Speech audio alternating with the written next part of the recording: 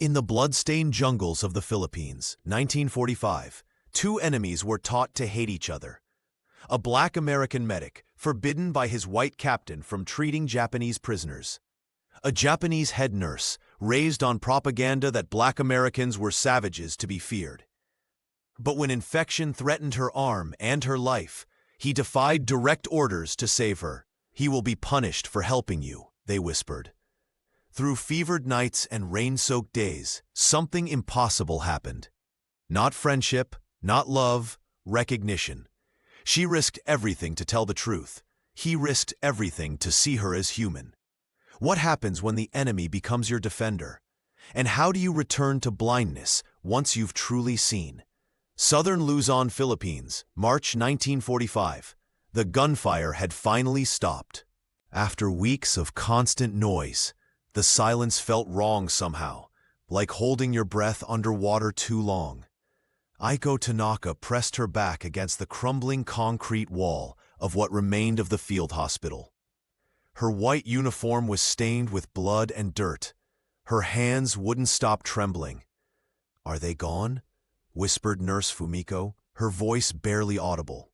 Aiko peered through a crack in the wall. The jungle beyond the clearing was still. The last Japanese outpost had fallen hours ago, leaving their small medical unit abandoned. "I don't know," Aiko replied. 12 women huddled together in the dim light filtering through holes in the roof. Once, they had been proud nurses, medical aides, and orderlies serving the Imperial Japanese Army. Now they were just survivors, hungry, thirsty, and terrified of what would happen next. Stories of American brutality had followed them throughout the war. Their commanders had warned them. Surrender meant shame or worse. Better to die with honor than face what the enemy might do, especially to women.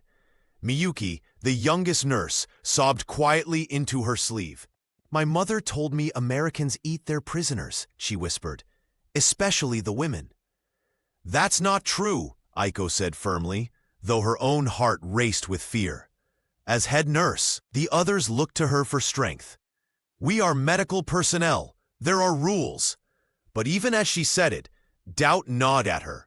Rules meant little in war. She had seen enough to know that. A distant engine rumbled, then another. Voices carried on the humid air, English words, sharp and foreign.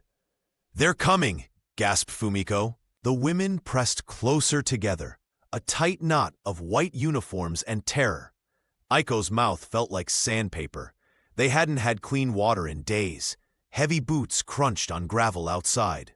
The door creaked open, letting in a shaft of blinding tropical sunlight. Aiko squinted, making out the silhouettes of American soldiers, rifles ready, helmets casting shadows over their faces. These men moved quickly, checking corners, speaking in clipped tones. Their uniforms were different from the Japanese soldiers, looser, with rolled sleeves showing arms darkened by the Philippine sun. They barely glanced at the women before moving on to secure the rest of the building. Then more voices approached. Different somehow, deeper, with a rhythm to the English that Aiko couldn't place. New soldiers appeared in the doorway. Aiko blinked, sure her exhaustion was making her see things. These soldiers were black. Her breath caught. The Emperor's educators had warned about these men specifically. American Negroes, they said, were savages, barely human, used by white Americans for the most dangerous missions. They would show no mercy. The black soldiers paused, clearly surprised to find the women. One man stepped forward, taller than the rest, with broad shoulders and eyes that seemed to take in everything at once. The women pressed back against the wall, some whimpering softly. Aiko tried to stand tall, though her knees felt like water. The tall soldier approached slowly, his hands open, palms facing upward. He stopped several feet away, studying their faces. Then, to Aiko's astonishment, he spoke in halting Japanese. "Mizu anzen." Water, safe. He gestured to his canteen, then set it gently on the floor and stepped back. The women stared, too stunned to move. None of them reached for the water. The soldier nodded once, as if understanding their fear, then turned to his men and began giving quiet orders. The black soldiers moved with purpose, clearing debris, setting up equipment. Not once did they approach the women. Aiko watched, confusion replacing some of her fear. This was not what she had been told to expect. Not at all. The afternoon sun beat down on the damaged roof, making the hospital ward stifling. Sweat trickled down Aiko's neck as she watched the black soldiers work. The tall one who had spoken Japanese returned, accompanied by two others carrying medical supplies. He approached again, stopping at a respectful distance. His uniform had a corporal's insignia. The name tag read Carter. "I am Corporal Isaiah Carter," he said slowly in English, pointing to himself. "Medic." He made a gesture of wrapping a bandage around his arm. Aiko understood enough English to know what he meant. Still, she remained silent, her mouth set in a firm line. Isaiah pointed to a nasty gash on Nurse Fumiko's leg, then to his supplies. His meaning was clear. He wanted to help. Fumiko looked to Aiko, panic in her eyes. Before Aiko could respond, Isaiah set his medical kit on the floor between them, a peace offering. He stepped back, giving them space. One of the other soldiers, shorter with a scar above his eyebrow, grumbled something. His name tag read, Lewis. "Let them suffer if they want, Isaiah," Lewis said. "We got our own to worry about." Isaiah shook his head. "Orders are to secure prisoners and provide medical attention. That's what we're doing." Lewis snorted. "Yeah, and when's the last time anyone cared about our orders?" Isaiah silenced him with a look, then turned back to the women. He gestured to Aiko's arm, where an infected cut had swollen, the skin around it angry and red. "That needs cleaning," he said. "Infection. Bad." Aiko instinctively covered her arm. "I don't need enemy hands," she said in English, her accent thick but the words clear. Surprise flickered across Isaiah's face, not at her refusal, but at her English. "You speak English," he said.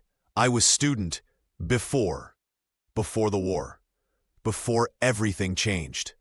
Isaiah nodded slowly. "I'm not here to hurt you," he said, speaking carefully so she would understand. "Just to help." Aiko lifted her chin. "I help my people. You help yours." Something like respect showed in Isaiah's eyes. He nodded again, then placed bandages, antiseptic, and clean gauze on the floor. "For you, then," he said, "to help your people." He turned to Lewis. "Bring them water and rations." Lewis's jaw tightened, but he obeyed, leaving and returning with canteens and small packages of army biscuits. He distributed them reluctantly, keeping his distance as if the women might bite. The nurses accepted the supplies with trembling hands, bowing slightly from habit. Aiko did not bow. She stood rigid, watching Isaiah with wary eyes. As the sun began to set, throwing long shadows across the ward, Isaiah and his men moved outside. Through the windows, Aiko could see them establishing a perimeter, setting up tents within sight of the hospital. "They're keeping us prisoner," whispered Miyuki. "Of course they are," said Fumiko, sipping cautiously from the canteen. "We're the enemy," Aiko said nothing, watching as Isaiah directed his men with calm efficiency. Before leaving, he had turned to her one last time. "I'll come back tomorrow," he had said. "For check." He pointed to her infected arm. "Please use medicine." Now, in the deepening dusk, she finally unwrapped the bandages, wincing at the throbbing pain. The wound looked worse than she had admitted. In the dying light, she examined the American antiseptic, her training warring with her pride. Outside, insects hummed in the humid darkness. Inside, doubt crept through Aiko's certainties like the infection spreading up her arm. Dawn came with the smell of rain.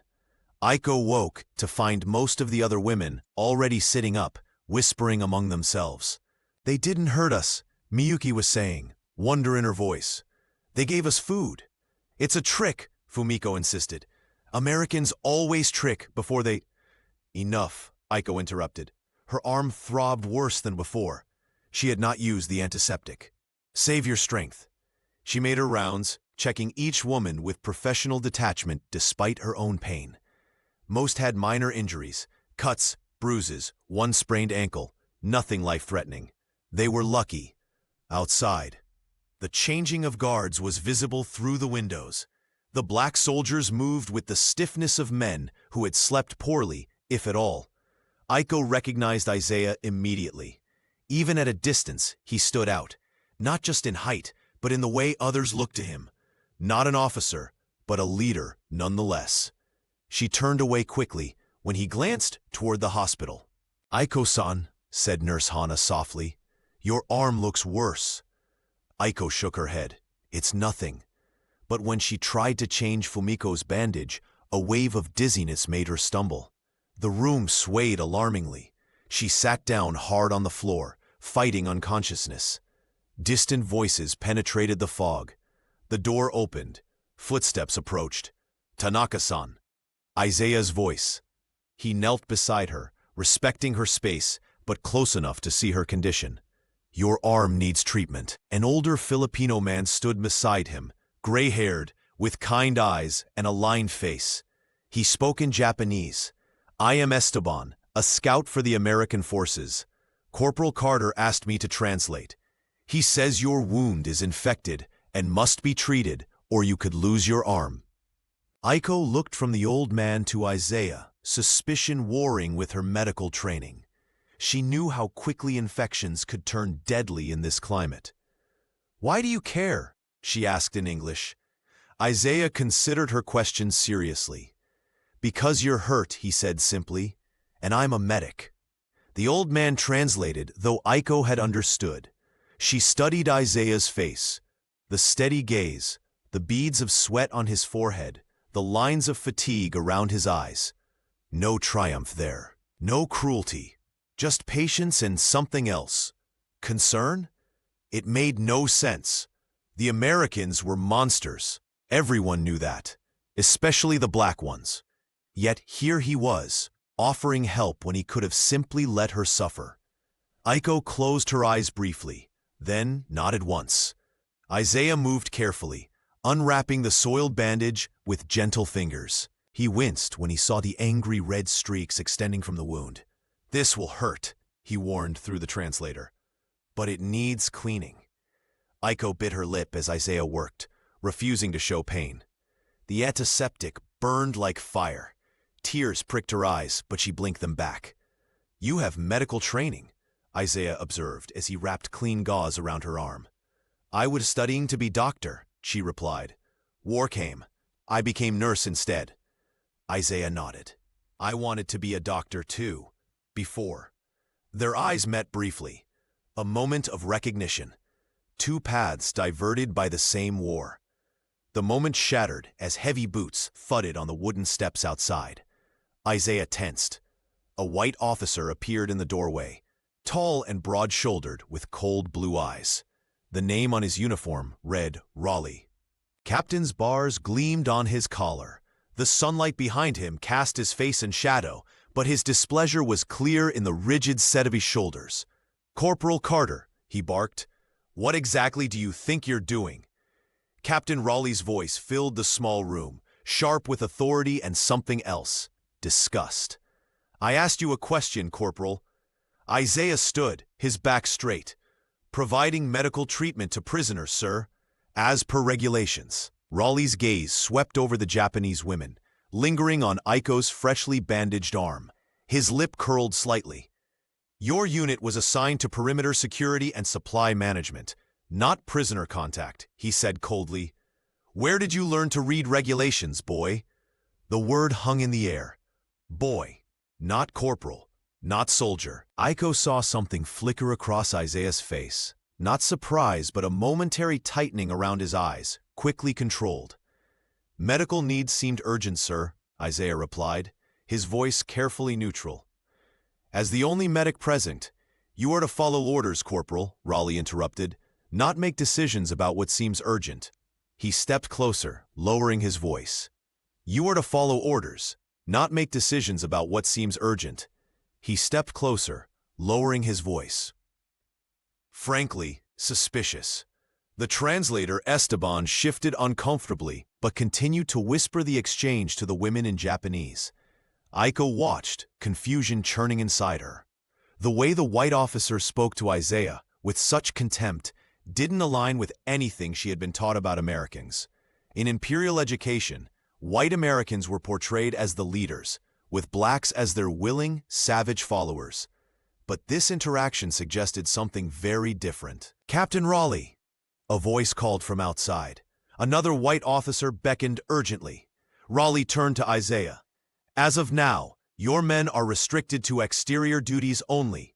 No unauthorized contact with prisoners." His eyes narrowed. "These women will be isolated until proper personnel can deal with them. Is that clear?" "Yes, sir," Isaiah replied, his expression unreadable.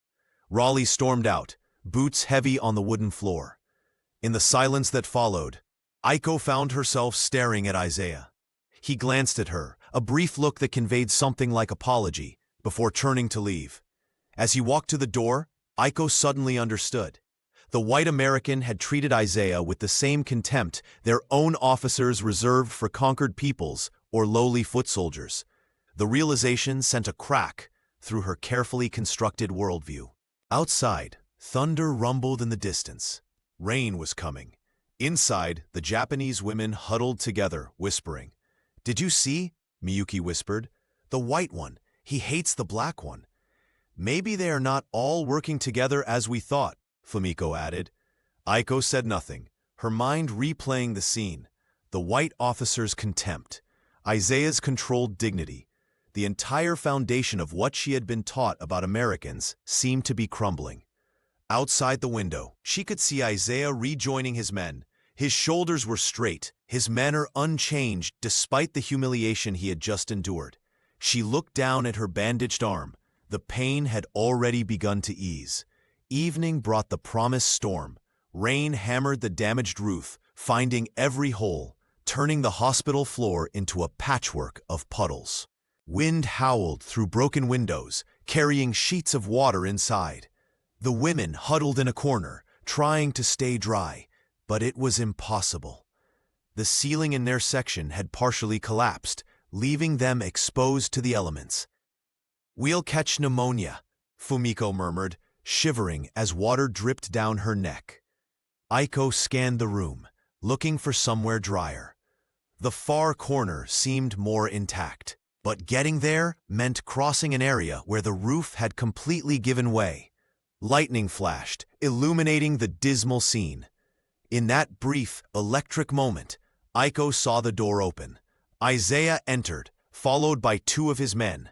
All three were soaked, rain streaming from their helmets. They paused, taking in the women's predicament. "This way," Isaiah said, gesturing to the drier corner. "We need to move you." The translator wasn't with them. Isaiah used simple English and gestures, pointing to the leaking ceiling, then to the better protected area. The women hesitated, looking to Aiko for guidance. She knew they should move. Staying wet in these conditions was dangerous. But she also remembered Captain Raleigh's orders. No contact with the black soldiers. Another leak gave way directly above them, sending a cascade of water onto Miyuki. The young nurse yelped, jumping to her feet. That decided it. "Come," Aiko said to the others, helping an elderly aide to stand. They moved quickly across the room, guided by Isaiah and his men. One soldier, Lewis, the skeptical one, hung back, watching the door nervously. "Captain finds us in here, we're all in for it," he muttered. "Then let's be quick," Isaiah replied, helping Nurse Hana, who limped from a twisted ankle. As they reached the drier corner, Aiko stumbled slightly, her fever making her dizzy again. Without thinking, Isaiah caught her elbow, steadying her. Their eyes met in the dim light. Something passed between them. Not exactly trust, but its distant cousin. Recognition, perhaps. Isaiah released her arm quickly, stepping back. "Okay?" he asked. Aiko nodded, oddly flustered. "Yes, thank you." The moment lingered, fragile as a soap bubble. Then, lightning split the sky again, followed by a deafening crack of thunder. The door flew open, banging against the wall. Captain Raleigh stood there, rain plastering his hair to his forehead, fury etched in every line of his face. His gaze swept the room, taking in the black soldiers among the Japanese women. Isaiah straightened, moving subtly to put himself between Raleigh and Aiko. "Explain yourself, Corporal," Raleigh said, his voice dangerously quiet beneath the drumming rain. "Moving prisoners to a secure location, sir," Isaiah replied evenly. "The roof collapsed over their assigned area. Did I not make myself clear earlier? No contact means no contact. With respect, sir, regulations require." "Don't you dare quote regulations to me," Raleigh snapped. "You have disobeyed a direct order." The captain's face was flushed with anger, rain dripping from his chin. He looked from Isaiah to the women, his disgust palpable. "I'll be filing a report on this," he said. "Now get your men outside where they belong." Isaiah hesitated only a moment before nodding to his men. They filed out silently, Lewis casting a sympathetic glance back at the women. Last to leave, Isaiah paused at the threshold. He didn't look at Aiko, but his words seemed meant for her. "Sometimes, sir," he said quietly to Raleigh, "being human has to come before being a soldier." The captain's glare could have melted steel. "That kind of thinking is exactly your problem, boy." The door closed behind them.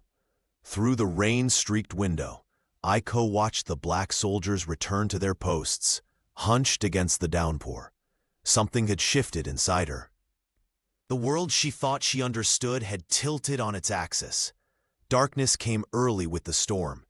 In the black soldier's tent beside the hospital, the rain drummed a constant rhythm on the canvas. Water leaked through in places, dripping into strategically placed helmets. Isaiah sat on his cot, cleaning his service pistol by lantern light. Around him, men spoke in low voices, sharing cigarettes and rumors. "Transfer orders coming down," Private Jenkins said, his voice barely audible above the rain. "Whole unit might be shipping out." "Wouldn't mind leaving this mud pit," Lewis replied, wringing water from his socks. "Though I'm not keen on heading back into the jungle either." "Heard we might be pulling rear guard," another soldier added. "Following the front line to collect equipment, escort prisoners." Isaiah said nothing, focused on his task. His mind kept returning to the hospital, to the Japanese women, to Aiko specifically. Her determined dignity reminded him of his mother. The way she carried herself, proud even in defeat. "Isaiah," Lewis called softly, "what's Raleigh going to do about today?" Isaiah reassembled his pistol with practiced movements. "Write me up, probably. Add it to my collection." The men chuckled darkly. Isaiah had a reputation for doing what needed doing, regardless of orders. Usually, his superior officers looked the other way. His unit got results. But Raleigh was different. "Man's got it in for you," Jenkins observed. "Man's got it in for all of us," Isaiah corrected. "I'm just the one who doesn't hide well enough." A messenger arrived, dripping wet, with a folded paper. Isaiah read it by lantern light, his expression unchanging. "What is it?" Lewis asked. "Raleigh's made it official," Isaiah said. "Our unit is banned from entering the hospital except for logistics. Medical duties have been reassigned." "To who? Nearest white medic is miles away." Isaiah refolded the paper carefully. "Not our concern, apparently." The men grumbled, but knew better than to protest too loudly. This was hardly the first time their abilities had been disregarded. Isaiah lay back on his cot, staring at the canvas ceiling. He thought about Aiko's infected arm, wondering if she'd continue the treatment he'd started. The infection had been bad, spreading toward her shoulder. Without proper care, she could still lose the arm. Or worse. Outside, the storm intensified, wind howling between the trees. Inside the hospital, unknown to Isaiah, another kind of storm was brewing. The Japanese women sat in a circle, speaking softly as rain pounded the roof. "I don't understand," Miyuki was saying. "Why would the white officer forbid the black one from helping us?" Fumiko shrugged. "Americans are strange. Who knows how their army works?" "It's because they hate each other," said Nurse Hana quietly. "Can't you see? The white ones treat the black ones almost as badly as they treat us." "That can't be right," Fumiko argued. "They're on the same side." "Are they?" Hana glanced at Aiko. "What do you think, Aiko-san? You spoke with the black medic." All eyes turned to Aiko, who sat slightly apart, her bandaged arm cradled against her chest. The fever had returned, worse than before. Her skin felt hot, tight. The room occasionally tilted when she moved her head. "I think," she said slowly, "that we don't know anything at all." Every certainty she had held about Americans, about this war, seemed to be dissolving. The black medic, Isaiah, had treated her with more respect than her own commanding officers often did. The white captain had seemed more concerned with keeping Isaiah in his place than with the welfare of prisoners. None of it matched the propaganda they had been fed. "The medic," she continued, "he said he wanted to be a doctor, before the war." "A black doctor?" Fumiko scoffed. "Impossible." But Aiko wasn't so sure anymore. The way Isaiah handled medical supplies, his confident diagnosis, he clearly had training. A fresh wave of pain shot through her arm, making her gasp. "Aiko-san!" Miyuki was beside her instantly. "You're burning up!" The world swam before Aiko's eyes. She fought to stay conscious, aware of the women's worried faces surrounding her. "The medicine," she managed. "The antiseptic, I need." But the supplies Isaiah had left were gone, confiscated after Raleigh's first visit. The infection, temporarily checked, had returned with a vengeance. "We need help," Hana said urgently. "She needs a doctor." "The white captain forbade the medic from coming," Fumiko reminded them. Miyuki looked toward the window, where lights from the soldiers' tents glowed faintly through the rain. "What if we called for him anyway?" The women exchanged glances, weighing the risk. As dawn approached, Aiko's condition worsened. Her breathing became shallow, her skin hot to the touch. Consciousness came and went like the lightning flashes outside. In a moment of clarity, she heard Nurse Hana by the window, whispering urgently into the pre-dawn darkness, "Medic-san, please." Isaiah was already awake when the call came. Sleep had been impossible with the storm and his churning thoughts. He recognized Nurse Hana's voice immediately, her urgent whisper carrying despite the rain. Without hesitation, he grabbed his medical bag and slipped from the tent. The storm had eased to a steady drizzle. Mud sucked at his boots as he crossed the compound, keeping to shadows. Dawn was just beginning to lighten the eastern sky. At the hospital door, he paused, aware he was directly disobeying orders. Again. Then he thought of Aiko's infection, and Raleigh's orders became irrelevant. Inside, the Japanese women drew back as he entered, except for Hana, who gestured frantically to where Aiko lay on a makeshift pallet. Her face was flushed with fever, her breathing labored. Isaiah knelt beside her, setting down his bag. "How long has she been like this?" Hana mimed drinking, then pointed to the sun and moon several times. 2 days since Aiko had taken water. Cursing under his breath, Isaiah examined Aiko's arm. The infection had worsened dramatically, angry red streaks now extending past her shoulder. Without immediate treatment, blood poisoning was inevitable. He looked up at the frightened faces around him. No translator this time. He would have to make do. "I need to help her," he said slowly, pointing to his medical bag, then to Aiko. "She is very sick." The women nodded, understanding his intent, if not his words. Isaiah worked methodically, first cleaning the wound again, wincing at the heat radiating from Aiko's skin. He administered penicillin, precious medicine, carefully hoarded for serious cases. Aiko stirred as the needle entered her arm, her eyes fluttering open. Recognition dawned slowly. "You came back," she whispered in English. "Of course," Isaiah replied, continuing his work. "You're my patient. But Captain forbid." Isaiah smiled slightly. "Captain's not here right now, is he?" Aiko watched his face as he tended her arm. In her fever, his features seemed to shimmer, but his hands remained steady, competent. "Why?" she asked, the single word holding many questions. Isaiah understood. Why help the enemy? Why risk punishment? Why care? "Because this isn't about sides anymore," he said quietly. "This war's nearly over. Time to remember we're all people." He wasn't sure how much she understood, but something in her expression softened. Aiko turned to the other women, speaking rapidly in Japanese. Though Isaiah couldn't understand the words, The tone was clear. She was explaining, defending. One by one, the women's postures changed. The tension didn't disappear, but it eased. Some even moved closer, watching his technique with professional interest. Miyuki, the youngest, tentatively offered him a cloth soaked in cool water for Aiko's forehead.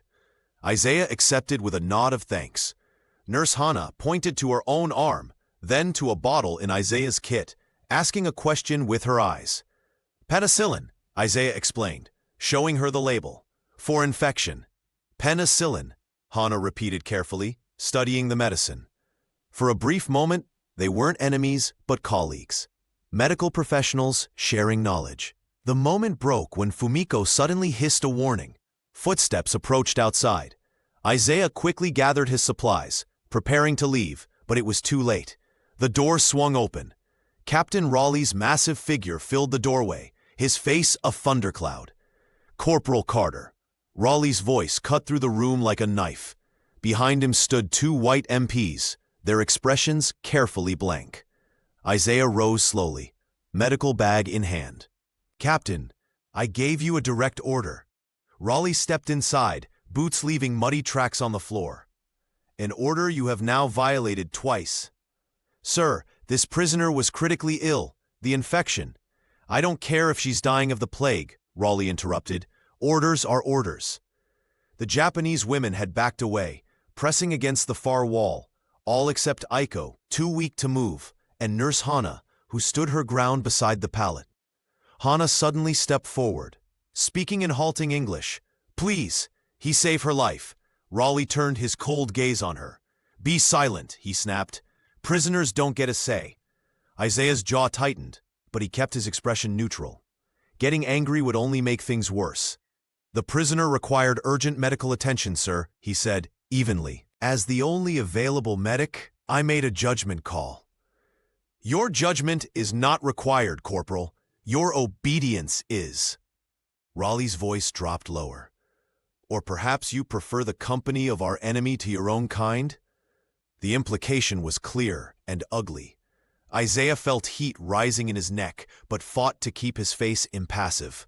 Just doing my job, sir. Your job is what I say it is. Raleigh gestured to the MPs.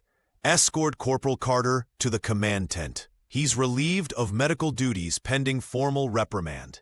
The MPs moved forward, flanking Isaiah. Their eyes held apology, but they had their orders. Isaiah looked past them to Aiko. The penicillin would help, but she still needed monitoring. Sir, the prisoner's condition is no longer your concern. Raleigh cut him off. Move out. Isaiah had no choice. With one last glance at Aiko, he allowed himself to be marched from the room. As he crossed the threshold, he heard a soft voice behind him. Aiko, barely conscious, speaking in Japanese. Though he couldn't understand the words, the Filipino scout later told him what she had said.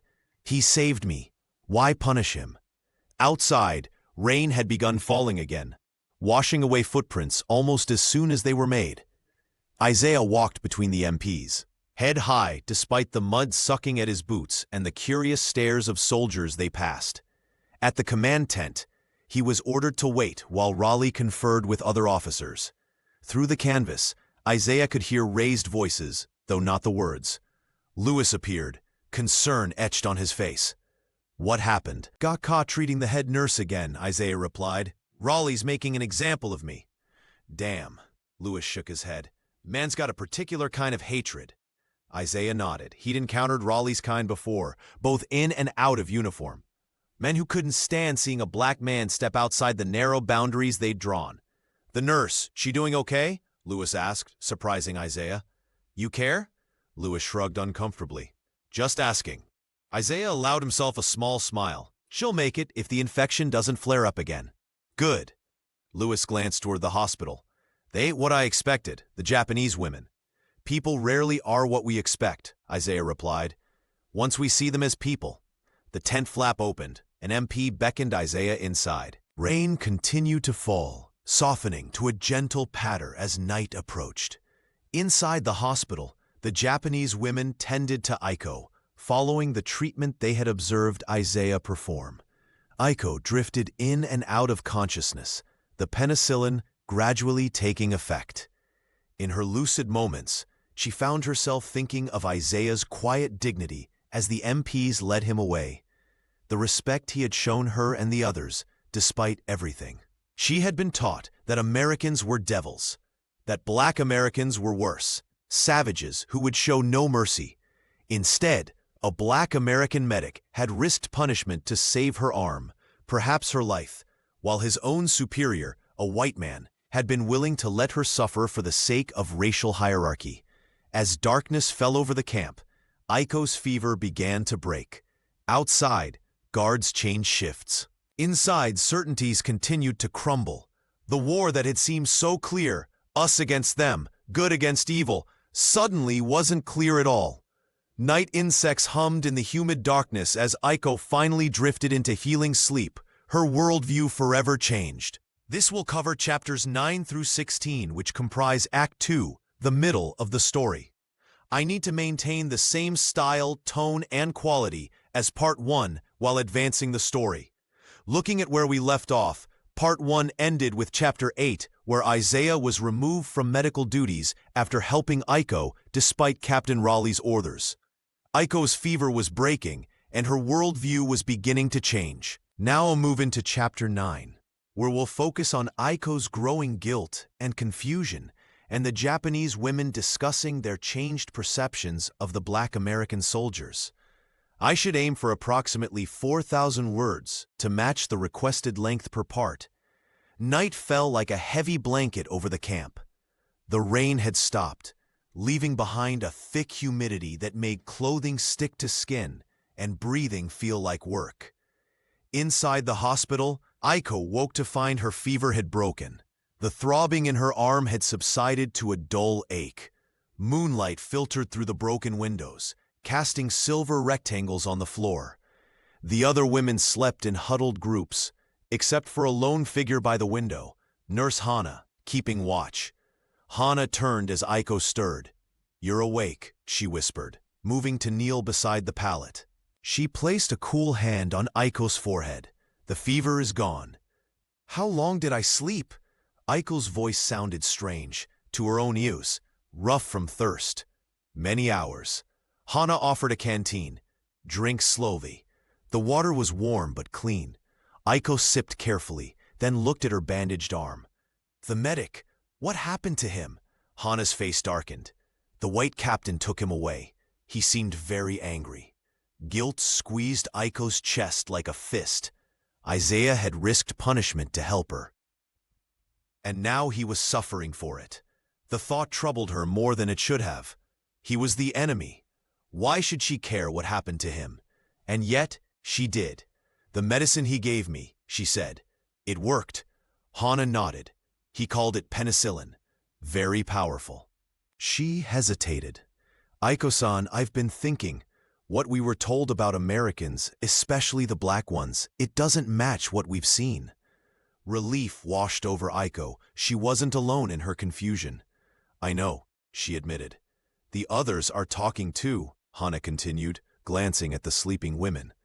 "Miyuki says maybe all the stories were lies. Fumiko still doesn't trust them, but even she admits the medic, Isaiah, helped you when he didn't have to." A Filipino scout appeared in the doorway for the night check. He nodded at the women, then moved on, his footsteps fading into the darkness. Once he was gone, the other nurses began to stir, sensing the conversation. They gathered around Aiko's pallet, speaking in hushed voices. "Is it true the white captain punished the medic for helping you?" asked Miyuki, eyes wide. Aiko nodded. "So Hana says." "I don't understand these Americans," Fumiko said, shaking her head. "They fight together but hate each other?" "Maybe they're not so different from us," offered Nurse Yuki, speaking up for the first time in days. She was older than the rest, with streaks of gray in her hair. "Remember how the officers treated the Korean laborers in our unit? Or the Taiwanese?" The women fell silent, uncomfortable with the comparison. "It's not the same," Fumiko insisted. But her voice lacked conviction. "Isn't it?" Yuki countered gently. "We were taught to believe we were superior, that other Asians were beneath us. that Westerners were devils. And the Americans were taught the same about us, Aiko said slowly, and about their own black soldiers, it seems. Miyuki leaned forward. Aiko-san, I have something to show you. She reached into her uniform pocket and withdrew a small leather-bound book. My diary. I've been writing about what's happening here. Aiko took the book hesitantly. Why show me this? Because, Miyuki looked down, suddenly shy, because I've written things that feel like treason, about how the black soldiers treat us better than our own officers sometimes did, about how different they are from what we were told. She looked up, eyes searching Aiko's face. I thought I was going crazy thinking these things, but if you think them too. Aiko's fingers tightened around the diary. Miyuki was right. These thoughts felt dangerous, like betrayal, and yet they also felt true. May I? She asked, indicating the diary. Miyuki nodded. By the faint moonlight, Aiko began to read. March 12, 1945. The Americans found us today. Not what I expected. The black ones seem almost as afraid of the white ones as we are. Their medic speaks some Japanese. Gave us water first thing. Our officers would never prioritize enemy comfort. March 13.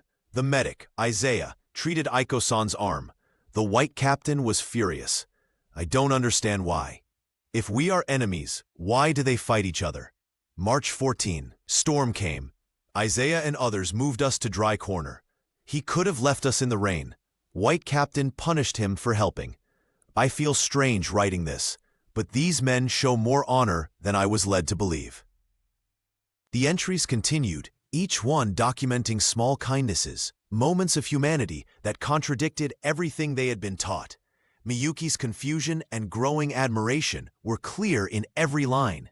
Aiko closed the diary, her mind swirling with conflicted emotions. Thank you for showing me this, she said, returning the book to Miyuki. I understand why you wrote these things. I feel them too. So what do we do? Miyuki asked. Aiko looked toward the window, where the first hint of dawn was lightening the sky. I don't know, she admitted.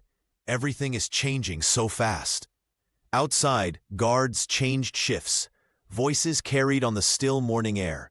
American voices, some with the distinctive cadence of Isaiah's unit, some with the sharper tones of the white soldiers. I think, Aiko said carefully, that we need to see clearly now. Without propaganda, without fear, just people.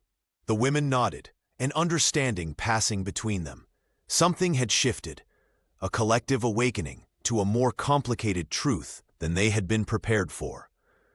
As Aiko drifted back to sleep, the diary rested beside her pallet. None of them realized how dangerous those private thoughts would soon become. Morning arrived with brisk footsteps and the jangle of keys. Captain Raleigh entered the hospital ward, followed by 2 white soldiers. His customary scowl deepened as he surveyed the Japanese women. Roll call, he barked, gesturing for his men to check each prisoner. Aiko sat up slowly, her body still weak from fever. She was acutely aware of Miyuki's diary beside her pallet. Something about Raleigh's manner, more aggressive than usual, sent alarm racing through her. The captain paced the ward, inspecting corners, looking under pallets, searching for something or someone. No contact with the Negro troops, he said abruptly, fixing his cold gaze on Aiko. Those were my orders, clear enough for everyone to understand. Aiko met his stare evenly, saying nothing. This man held Isaiah's fate in his hands, and now perhaps theirs as well. Raleigh continued his inspection, pausing when he reached Aiko's pallet. His eyes narrowed as they fell on Miyuki's diary. What's this? He demanded, snatching it up before anyone could react. Miyuki gasped, half rising before Fumiko pulled her back down with a warning squeeze. Raleigh flipped through the pages, his expression darkening with each one. Though he couldn't read the Japanese characters, the English names, Isaiah, Carter, Lewis, stood out clearly. What is this? He repeated, his voice dangerously quiet. Aiko swallowed hard. A personal diary, she answered in her careful English. Private thoughts. Private thoughts about my men. Raleigh's face flushed red. You've been documenting their activities? Or planning something, perhaps? No, sir, Iko replied. Just observations. Raleigh's eyes bored into hers, searching for deception. Then he tucked the diary into his pocket. I'll have this translated, he said. If there's anything in here suggesting collaboration or escape plans, you'll all face consequences. After he left, the women huddled together in panic. My diary, Miyuki whispered, tears streaming down her face. Everything I wrote about the black soldiers being kind to us. He'll twist your words, Hana said grimly. Make them sound like something shameful. Iko stared at the door where Raleigh had disappeared. She understood now, with sudden clarity, what was happening. The captain wasn't concerned about security or regulations. He was offended by the very idea of Isaiah and his men being viewed with respect or gratitude by the Japanese women. It threatened something he held dear, the belief in his own natural superiority. He will use this against Isaiah, she said quietly. The women looked at her, the implications sinking in. But why? Miyuki asked. What did Isaiah do wrong? Nothing, Iko replied. That's what makes it worse. Outside, the camp was stirring to full activity. Through the window, Iko could see white soldiers loading equipment onto trucks. The black soldiers worked separately, handling heavier loads under the watchful eyes of white sergeants. Of Isaiah, there was no sign. They're preparing to move us, Fumiko observed. Iko nodded. The front lines had moved on. Soon, they would be transferred to a proper prisoner camp. Hours later, Raleigh returned. This time he came alone, his face a mask of righteous indignation. He held Miyuki's diary in one hand and a crumpled paper in the other, apparently a rough translation. Interesting reading, he said, his voice dripping contempt. Quite revealing. The women remained silent, watching him warily. Your nurse here, he continued, gesturing toward Miyuki, seems quite taken with Corporal Carter and his men. Writes about their kindness and honor, even suggests they treat you better than your own officers did. His smile was cold. Almost sounds like fraternization, like sympathy for the enemy. Medical care is not fraternization, Iko said steadily. Your own rules of war. Don't presume to lecture me on rules of war, Raleigh cut in, especially when one of my own men seems to have forgotten which side he's on. He tucked both the diary and the translation into his pocket. Corporal Carter is facing disciplinary action for his repeated disobedience, he announced. This diary provides additional evidence of inappropriate conduct. He did nothing wrong, Iko protested before she could stop herself. Raleigh's eyes gleamed with triumph. Did he not? And how would you know that, unless there was improper communication? He leaned closer. Unless you encouraged it. The accusation hung in the air, its implications clear and threatening. The women will be transferred tomorrow, Raleigh declared, stepping back. Until then, this building remains off-limits to all troops except those I personally authorize. After he left, silence filled the ward. He's going to punish Isaiah for helping you, Hana said softly. And he's using my diary to do it, Miyuki added, her voice breaking. Iko's mind raced. This wasn't just about regulations or discipline anymore. Raleigh was using this situation to reinforce the racial hierarchy that Isaiah's actions had challenged, and she had become a weapon in his arsenal. The thought made her sick. Morning light streamed through the canvas of the command tent, turning the interior golden. Isaiah stood at attention, his back straight, eyes fixed on a point just above Captain Raleigh's head.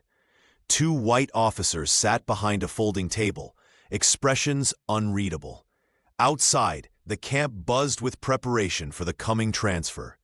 Vehicles were being loaded, orders shouted, maps consulted. Inside, a man's future hung in the balance. Corporal Isaiah Carter, began the senior officer, a Major Wilson. You stand accused of repeated violations of direct orders regarding prisoner contact. How do you respond? Isaiah's voice was steady. I acknowledge entering the hospital ward after being ordered not to, sir. And your explanation? Isaiah met the Major's eyes. The prisoner required urgent medical attention, sir. She had a severe infection that could have resulted in loss of limb or life if untreated. Raleigh scoffed. There were proper channels, Corporal. You could have reported her condition. To whom, sir? Isaiah asked. You had reassigned medical duties, but no replacement medic was present. Major Wilson frowned slightly. Is this accurate, Captain Raleigh? Raleigh shifted. A replacement was coming. The corporal was impatient. With respect, sir, Isaiah continued, the infection had progressed to a critical stage. Waiting wasn't an option. The second officer, a Lieutenant Parker, leaned forward. So you made a medical judgment call? Yes, sir. Major Wilson tapped his fingers on the table. That might explain one infraction, Corporal, but Captain Raleigh reports multiple unauthorized contacts. 2 instances, sir, Isaiah clarified. The first to provide initial treatment. The second, when the prisoner's condition worsened critically. Raleigh placed Miyuki's diary on the table. We also have this, he said, a diary kept by one of the Japanese nurses. It contains multiple entries about Corporal Carter and his men. The Major raised an eyebrow. You can read Japanese, Captain? I had it translated by one of our interpreters. Raleigh handed over the crumpled translation. It describes special treatment, private conversations. Isaiah's face remained impassive, but his heart sank. He had no idea what was in the diary, but he knew how Raleigh would twist it. Major Wilson scanned the translation, his expression thoughtful. Corporal, these entries suggest a level of familiarity between you and the prisoners. Care to explain? Isaiah chose his words carefully. Sir, I provided medical treatment. I was professional and respectful. If that seemed unusual to the prisoners, perhaps it says more about how they expected to be treated than about any impropriety on my part. Lieutenant Parker almost smiled before catching himself. And what about this entry? Raleigh demanded, pointing to the paper, where she writes about you treating them better than their own officers. That sounds like more than medical care to me. Isaiah took a deep breath. Sir, I can't control what the prisoners write in their private diaries. I can only speak to my own conduct, which was proper and necessary. Necessary? Raleigh's voice rose. Was it necessary to undermine the natural order of things? To present yourself as some kind of savior to enemy women? The tent fell silent. The real accusation, the one beneath the surface, hung in the air, ugly and unmistakable. Major Wilson cleared his throat. That'll do. Captain, he turned to Isaiah. Corporal Carter, regardless of your intentions, you did disobey a direct order. Twice. That cannot be overlooked. Isaiah nodded once. I understand, sir. You're confined to quarters pending further review, the Major continued. Lieutenant Parker will escort you. As Isaiah was led from the tent, Raleigh called after him, We ship out tomorrow, Corporal, with or without you. Outside, enlisted men paused in their work to watch Isaiah being escorted across the compound. Word had spread quickly about the hearing. Black soldiers exchanged glances, their expressions a mixture of anger and resignation. They had seen this story before. From the hospital window, Aiko watched too, her heart heavy with guilt. Isaiah's stiff posture and the guards flanking him told her all she needed to know.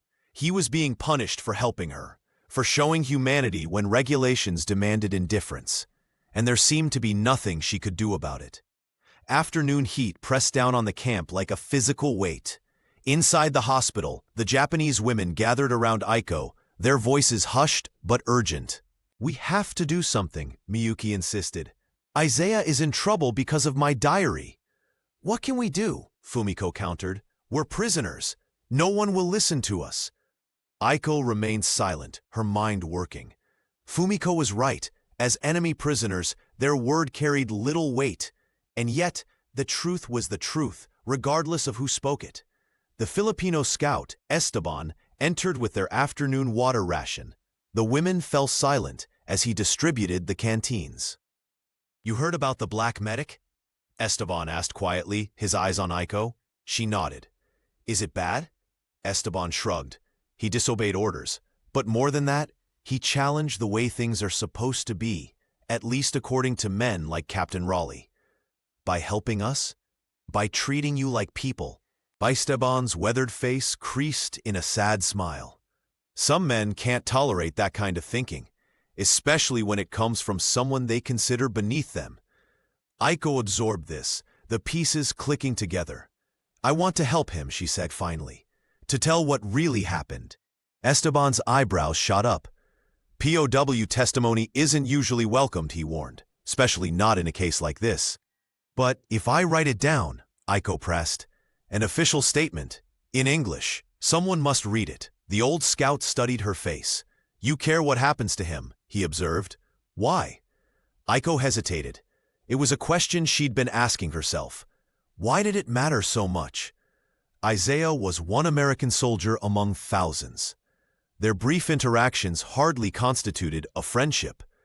And yet, "Because he saw me," she said simply, "not as enemy or prisoner or Japanese, just as a person who needed help." Esteban nodded slowly. "I understand."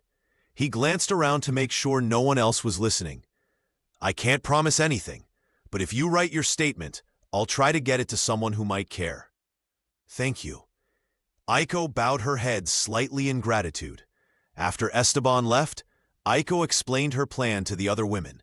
Some, like Miyuki, were eager to help. Others, like Fumiko, remained skeptical. "You're risking much for an enemy soldier," Fumiko warned. "No," Aiko corrected gently, "for a fellow human who risked much for me." Using precious scraps of paper provided by Hana, who had saved them from medical supplies, Aiko began to write. Her English was limited but serviceable. She described exactly what had happened: Isaiah's professional treatment, his respect for their dignity, the lack of any improper conduct. "The black medic named Isaiah Carter saved my arm and possibly my life," she wrote. "He was always respectful and proper. He never spoke against his country or his duty. He only showed humanity where others showed none. If this is a crime, then perhaps it is the rules that are wrong, not the man." The women watched as Aiko wrote, some offering words or phrases in English they remembered. By sunset, she had compiled a clear, if simple, account of events. "Now what?" asked Hana. "Now we wait," Aiko replied, folding the paper carefully. "Esteban will come again in the morning." Outside, soldiers loaded more equipment onto trucks. Voices carried on the evening air, orders being given, confirmations called back. The transfer was happening soon. Aiko slipped the folded statement into her uniform, close to her heart. Tomorrow might be their only chance. As darkness fell, she stood by the window, watching the lights in the camp. Somewhere out there, Isaiah waited to learn his fate. Her gaze drifted to the jungle beyond the perimeter. Something moved in the shadows, probably just animals or the wind in the trees.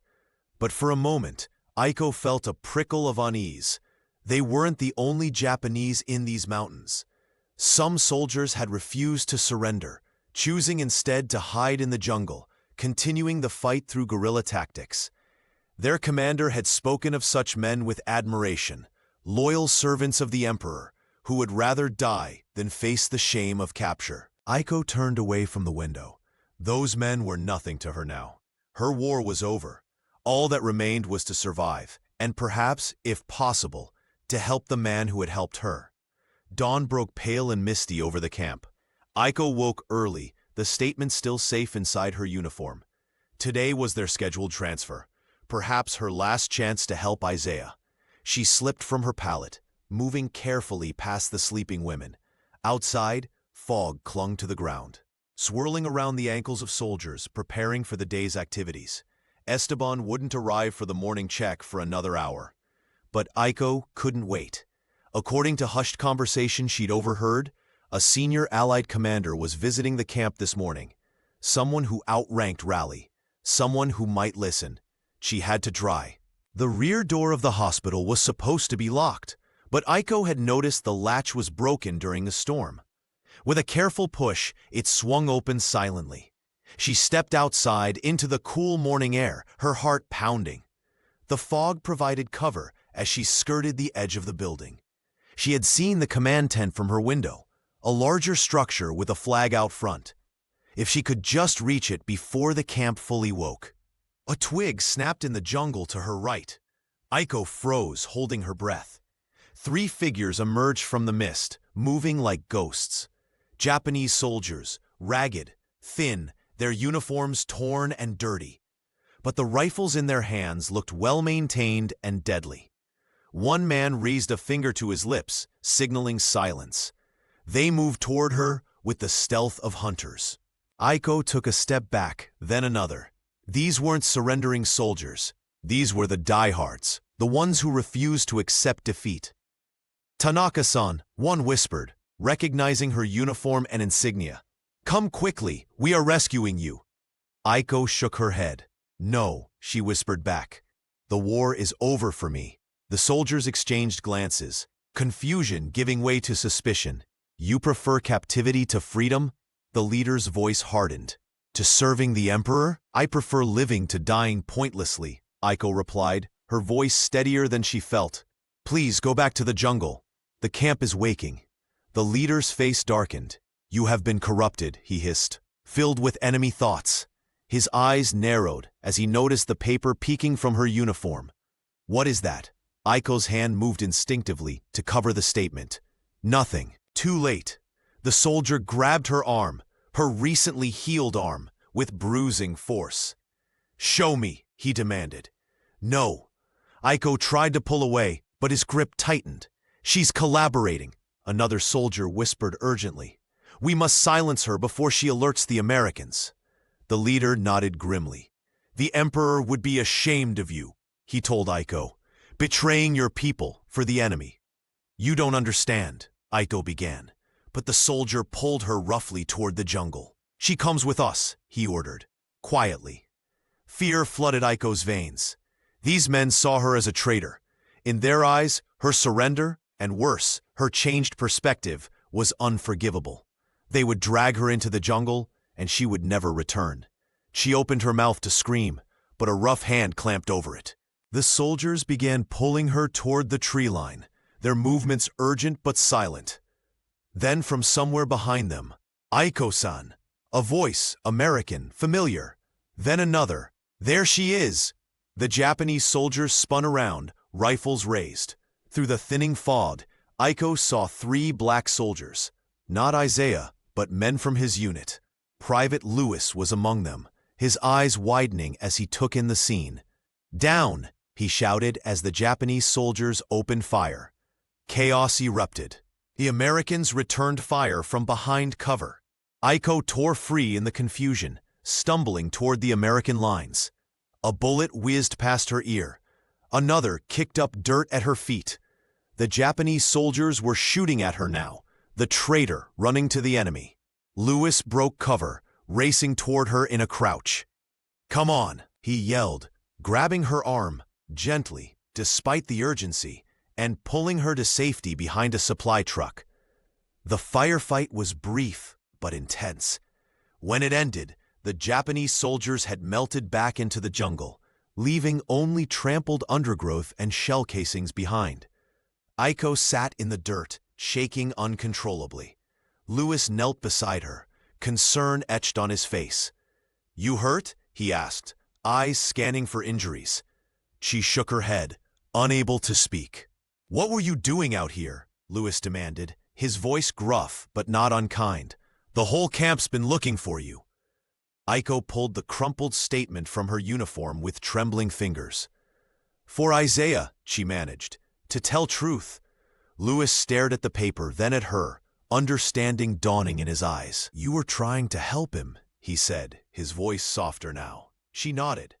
Lewis helped her to her feet as more soldiers arrived, drawn by the gunfire. Among them was Captain Raleigh, his face twisted with fury. "What the hell is going on here?" he demanded. Lewis snapped to attention. Japanese holdouts tried to take the prisoner, sir. We intervened. Raleigh's cold eyes shifted to Aiko, then to the paper in her hand. And what's that? He asked, his voice dangerous. Aiko straightened her spine, meeting his gaze directly. Statement, she said clearly, about Corporal Carter, for Commander. Raleigh's face flushed dark red. Give me that, he ordered, snatching the paper from her hand. He scanned it quickly, his expression hardening with each line. Take her back to the hospital, he barked at Lewis. And confine her. No contact with anyone. But sir, Lewis began. She was almost— That's an order, Private, Raleigh snapped. And consider yourself on report for leaving your post without authorization. Lewis's jaw tightened, but he nodded. Yes, sir. As they walked back toward the hospital, Lewis spoke quietly to Aiko. Isaiah's been asking about you, he said, worried when they couldn't find you this morning. Aiko looked up surprised. He is still in trouble? Lewis nodded grimly.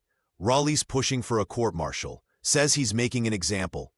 They reached the hospital, where the other women waited anxiously.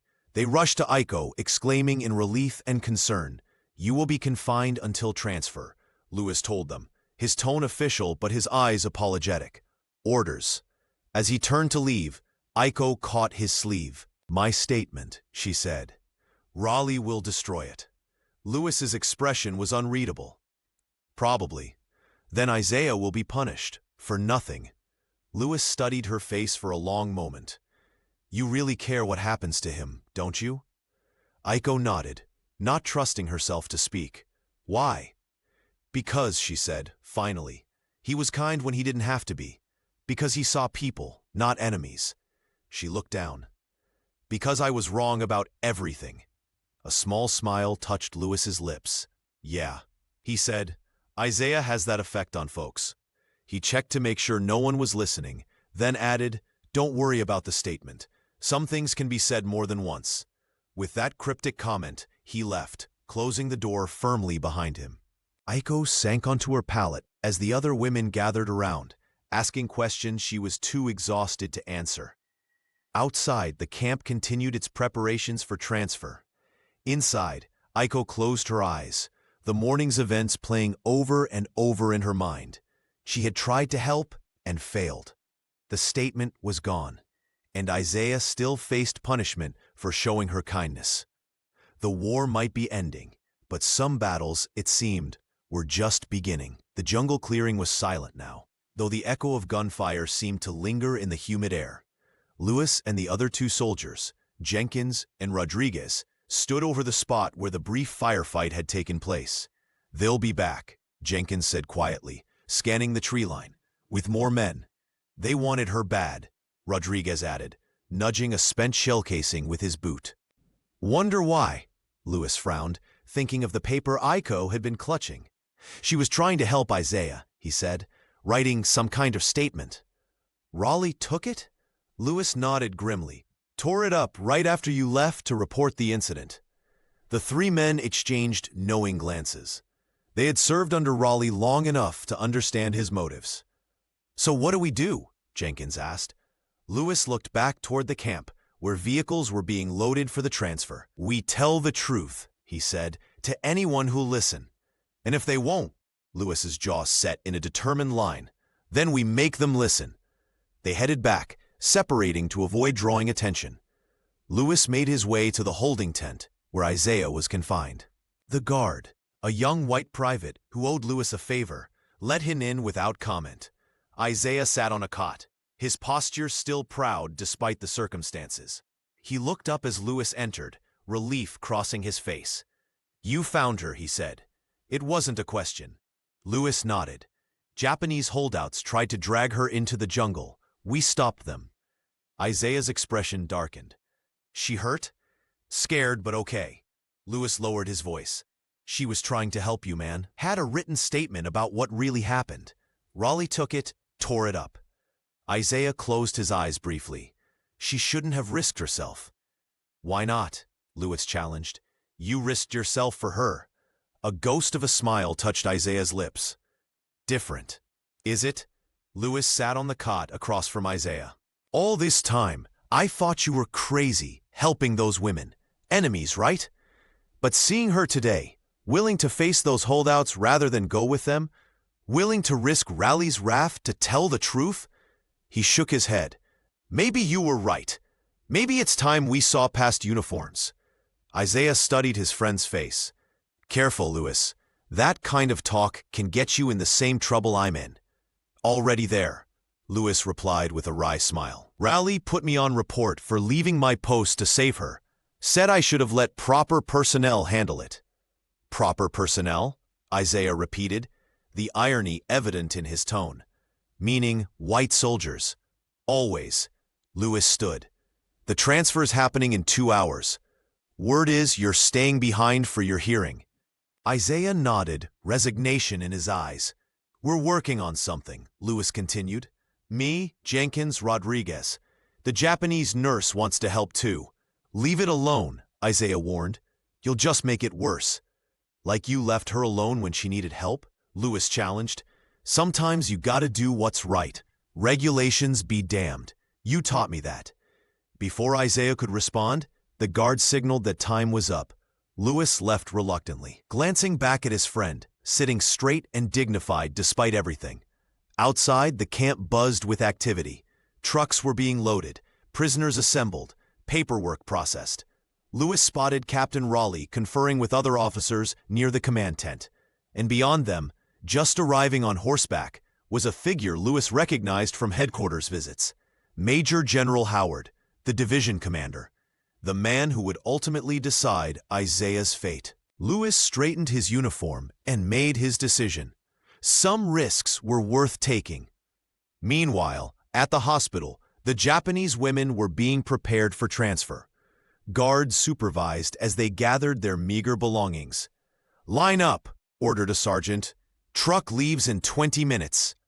The women obeyed silently, each lost in her own thoughts. Aiko stood at the window, watching the camp activity with worried eyes. Of Isaiah, there was no sign. "He will be left behind," Hana said softly, coming to stand beside her. "While we are taken away." Aiko nodded, her throat tight with emotion. "And we can do nothing." "Perhaps," Hana suggested, "we can refuse to leave without him." Aiko smiled sadly at her friend's loyalty. They would force us, and it would not help Isaiah. Then what? Before Aiko could respond, the door opened. Captain Raleigh entered, his cold eyes immediately finding Aiko. "You," he said, pointing, "come with me." The other women moved protectively closer to Aiko, but she stepped forward. "Why?" "The general wants to speak with you," Raleigh replied, his tone making it clear he disapproved. "About this morning's incident." A flicker of hope ignited in Aiko's chest. The general, someone who outranked Raleigh, someone who might listen. She followed Raleigh across the compound to the command tent, aware of curious eyes watching their progress. Inside, several officers stood around a map table. At its head was an older man with silver hair and a weathered face. Major General Howard. He looked up as they entered. "This is the nurse?" he asked. "Yes, sir," Raleigh replied stiffly. "Prisoner Tanaka." The general studied Aiko thoughtfully. "I understand there was some excitement this morning, Miss Tanaka," he said. His tone was neutral, but not unkind. Aiko bowed slightly. "Yes, sir. Japanese holdouts attempted to remove her from the camp," Raleigh explained. "Fortunately, our sentries intervened." "I see." The general turned to Aiko. "Why were you outside the hospital, Miss Tanaka?" Aiko hesitated, glancing at Raleigh's warning glare. Then she straightened her spine and spoke clearly in her careful English. "To deliver statements, sir," she said, "about Corporal Carter." The general's eyebrows rose. "Corporal Isaiah Carter? The medic facing disciplinary action?" "Yes, sir. And what did this statement say?" Raleigh interrupted. "Sir, with respect, enemy testimony hardly seems—" "I asked Miss Tanaka, Captain," the general said mildly, though his eyes hardened. "Please continue," he told Aiko. Taking a deep breath, Aiko recounted what she had written. How Isaiah had treated her infection professionally and respectfully. How he had saved her arm and possibly her life. How his actions had been motivated by medical necessity rather than any improper purpose. He did nothing wrong, she concluded. He showed humanity. The general nodded slowly. And where is this statement now? Aiko looked at Raleigh, then back to the general. Captain took it, she said simply. All eyes turned to Raleigh, whose face had reddened. I confiscated an unauthorized document from a prisoner, he said defensively. Standard procedure. I see, the general said again, his tone suggesting he saw quite a lot. Miss Tanaka, would you be willing to make your statement again? Officially this time. Hope surged through Aiko. Yes, sir, she replied without hesitation. And other nurses too, if permitted. The general nodded. That will be arranged. He turned to an aide. Delay the prisoner transfer by 2 hours and have Corporal Carter brought here immediately. As the aide hurried to comply, Raleigh stepped forward. Sir, with all due respect, this seems irregular, taking the word of enemy prisoners over a commanding officer. What seems irregular, Captain? The general interrupted. Is the enthusiasm with which you've pursued charges against a decorated medic for providing medical care. His voice remained even, but there was steel beneath the words. Particularly when multiple witnesses, including your own men, tell a different story than yours. Aiko's eyes widened. Lewis and the others must have spoken up. Raleigh's mouth opened and closed without sound. Finally, he managed. Sir, regulations clearly state. I know the regulations, Captain, the general cut in. I also know when they're being selectively enforced. He gestured to the tent flap. You're dismissed for now. We'll continue this discussion after I've heard from Corporal Carter and the other witnesses. Raleigh saluted stiffly and left, his back rigid with suppressed fury. When he was gone, the general turned back to Aiko. Thank you for your courage, Miss Tanaka, he said quietly. It can't be easy to speak up for someone you were taught to fear. Aiko thought about Isaiah's gentle hands tending her wound, his quiet dignity under Raleigh's contempt, the risk he had taken to help her. Not fear, she corrected gently. Respect. The general smiled, the first true smile she had seen from an American officer. Indeed, he said. Perhaps when this war finally ends, there will be more of that to go around. Outside, a commotion signaled Isaiah's arrival. Aiko's heart quickened at the thought of seeing him again, and at the realization that, against all odds, she might actually be able to help him after all. Isaiah entered the command tent, flanked by guards. He stood at attention, his eyes forward, not looking at Aiko, though she stood only a few feet away. Corporal Carter, General Howard began. You've been brought here to address the charges against you. But first, I'd like you to know that several people have come forward on your behalf. He gestured to Aiko, including Miss Tanaka here. Isaiah's eyes flickered briefly to Aiko, surprise and concern mingling in his expression. Sir, he said carefully, the prisoner shouldn't be involved in this matter. On the contrary, the general replied, she's central to it. Her medical condition was the reason for your alleged infractions, was it not? Yes, sir, and she has first-hand knowledge of your conduct during treatment. Yes, sir, but then her testimony is relevant, the general concluded firmly, as are the statements from Private Lewis and others who have painted a very different picture than the one Captain Raleigh presented. Isaiah fell silent, processing this unexpected turn of events. The tent flap opened again. Captain Raleigh returned, accompanied by a lieutenant holding a folder of papers.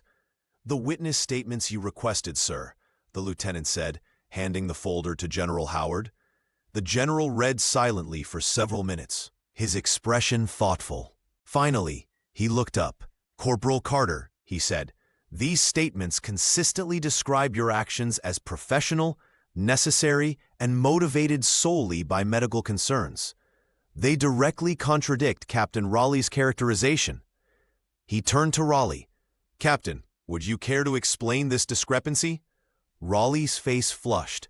With respect, sir, enlisted men often fail to understand the importance of maintaining proper boundaries and discipline. especially regarding enemy prisoners. And what about Miss Tanaka's statement? The nurse's accounts? Enemy testimony is naturally suspect, Raleigh insisted.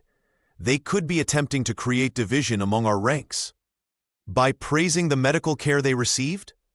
The general's tone was skeptical. Raleigh's expression hardened. Sir, there are delicate matters of unit cohesion and appropriate conduct that— Let's speak plainly, Captain, the general interrupted. Are you suggesting that Corporal Carter's race has bearing on this case? The tent fell silent. Aiko held her breath, watching Raleigh struggle to formulate a response that wouldn't damn him. Of course not, sir, he said finally. I'm merely concerned with proper procedures and chain of command. I see. The general closed the folder. In that case, I'm ordering a full review of this matter, including your conduct throughout, Captain. He turned to Isaiah. In the meantime, Corporal Carter is released from confinement and restored to duties, though I suggest avoiding further contact with the prisoners to prevent any additional misunderstandings. Isaiah saluted crisply. Yes, sir. Thank you, sir. Miss Tanaka, the general continued, you and your fellow nurses will proceed with the transfer as planned. A medical officer will accompany you to ensure your infection does not recur. Aiko bowed deeply. Thank you, General. Dismissed, all of you, the general ordered. Except you, Captain, we have more to discuss. Outside the tent, Isaiah turned to Aiko, speaking quickly before the guards could intervene. You shouldn't have risked yourself, he said, his voice low and urgent. You risked for me, she replied simply. A hint of a smile touched his lips. Different. No, Aiko said firmly. Not different. Human. The guards stepped forward, indicating it was time for Aiko to return to the hospital. As they led her away, she glanced back once. Isaiah stood watching her go, his expression a complex mixture of gratitude, respect, and something more difficult to name. For the first time in many months, Aiko felt something like hope stirring in her chest, not just for herself, but for the world that would emerge from this terrible war.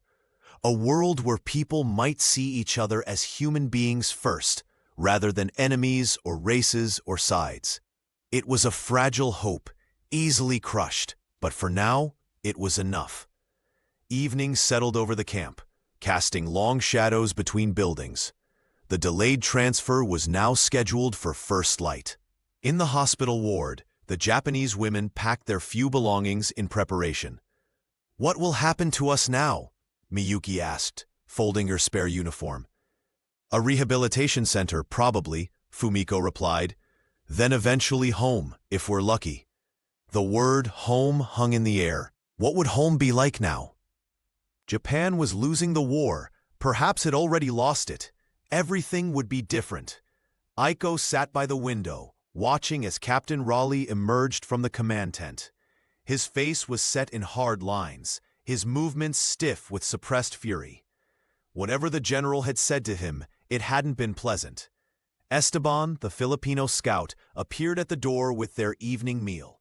As he distributed the rations, he spoke quietly to Aiko. You made quite an impression on the general, he said. Standing up for the corporal like that. Aiko accepted her portion with a small bow. Others spoke too, she said, the black soldiers. Yes, but your words carried special weight. Esteban smiled. The enemy praising an American soldier's humanity, that's powerful testimony. Not enemy anymore, Aiko corrected gently. Just person. Esteban's smile deepened. Exactly, and that's why you worried those holdouts in the jungle. They could see you were changing, seeing Americans as people. Dangerous thinking to them. Aiko nodded, remembering the cold fury in the holdouts' eyes when she refused to go with them. They would have killed her rather than let her betray their cause with such thoughts. The general is reviewing all disciplinary cases, Esteban continued. Captain Raleigh may be reassigned. Hope flickered in Aiko's chest. And Isaiah, Corporal Carter? Fully reinstated, his record cleared. Esteban leaned closer, lowering his voice further. The captain tried to argue, but too many witnesses came forward. Even some white soldiers spoke up, Said you Japanese women were treated properly, with dignity. He straightened up. People can surprise you. Yes, Aiko agreed, thinking of Isaiah, of Louis, of the general. They can. After Esteban left, Aiko turned to the other nurses. I need your help, she said in Japanese. One last thing before we leave. Together, they drafted a final statement, not just Aiko this time, but all 12 women. Each signed her name in both Japanese and English letters. Tana, who had the neatest handwriting, copied the final version onto a clean sheet of paper. It was simple and direct.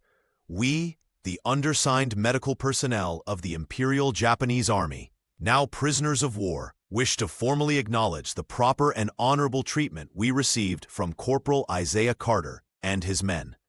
At no time was their conduct less than professional and respectful. They provided necessary medical care, without which some of us might have lost limbs or lives. We offer this testimony freely and without coercion, in the spirit of truth and humanity that Corporal Carter himself demonstrated. 12 signatures followed, Aiko's at the top. When it was complete, she folded it carefully. For the official record, she explained, so there can be no doubt. Esteban would deliver it to the general in the morning, before their departure. As night fell, lanterns glowed softly around the camp. Through the window, Aiko could see Isaiah's unit gathered outside their tent, talking quietly. Isaiah himself sat slightly apart, cleaning his medical instruments by lantern light. You should rest, Hana told her gently. Tomorrow will be a long day. Aiko nodded, but remained by the window a moment longer, watching Isaiah's solitary figure. In the morning, they would go their separate ways, she to a rehabilitation center, he to whatever assignment came next. They would likely never meet again. And yet, something had passed between them, something that transcended the war, the sides, the uniforms, a recognition of shared humanity that no conflict could entirely erase. Aiko finally turned from the window and joined the others in preparing for sleep. Outside, rain began to fall again, pattering softly on the roof. Inside, for the first time in many months, she felt a measure of peace. Tomorrow would bring separation and new challenges. But tonight, in this moment, a small victory for humanity had been won. And that, Aiko thought as she closed her eyes, was worth everything. Tentar novamente, F continue, orchestrated narrative continuation, balancing historical accuracy with emotional resonance. I'll now write part 3 of the story, Hands Across Enemy Lines. Looking at where we left off, I've completed parts 1 and 2, which covered the first half of the story outline. Part 3 should continue with Act 3, the end, starting with Chapter 17, where the senior Allied commander reviews the case and Aiko and the other nurses testify. I'll need to continue developing the relationship between Isaiah and Aiko while maintaining historical accuracy and the emotional tone established in earlier parts. I'll aim for approximately 4,000 words in this part, using clear, accessible language while creating an emotionally resonant story that shows the development of understanding and respect across cultural and racial divides. I'll continue to highlight themes of humanity, prejudice, and courage in the face of societal expectations. The sun had barely cleared the horizon when activity flooded the camp. Trucks rumbled to life, soldiers called to each other, and officers consulted clipboards with final transfer orders. The air hummed with purpose. Inside the hospital, the Japanese women waited in a neat line, each holding her small bundle of possessions. Their faces were composed, masking the uncertainty that churned beneath the surface. Aiko stood at the front, straight-backed and calm despite her racing heart. Through the window, she could see the command tent where General Howard had established a temporary headquarters. Soldiers and officers moved in and out with brisk efficiency. Of Isaiah, there was no sign. Esteban arrived, nodding respectfully to the women. The general wishes to speak with you all before transfer, he announced. Please follow me. Aiko exchanged surprised glances with Hana. This was unexpected. Outside, morning sunlight washed the camp in golden light, making even the mud and military equipment seem less harsh. The women followed Esteban across the compound, drawing curious stares from soldiers preparing for the day's duties. At the command tent, they were asked to wait while the general concluded other business. Through the open flap, Aiko caught glimpses of officers in discussion, maps spread across tables, radios crackling with static-filled messages. Then, to her surprise, Isaiah emerged from the tent. He paused upon seeing the Japanese women, his expression momentarily unguarded. Relief, respect, and something softer flickered across his face before he composed himself. "Corporal Carter," Aiko said softly, stepping forward. Isaiah nodded, keeping a proper distance. "Miss Tanaka, I hear you're leaving today." "Yes, rehabilitation center, they say." "Good. You'll get proper medical care there." His eyes moved to her bandaged arm. "How's it feeling?" "Better, thank you." Aiko hesitated, aware of watching eyes. "Your situation, it is resolved?"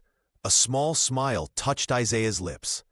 "Thanks to you and the others who spoke up. General Howard dismissed the charges." "Captain Raleigh?" Isaiah's smile faded. "Reassigned, effective immediately."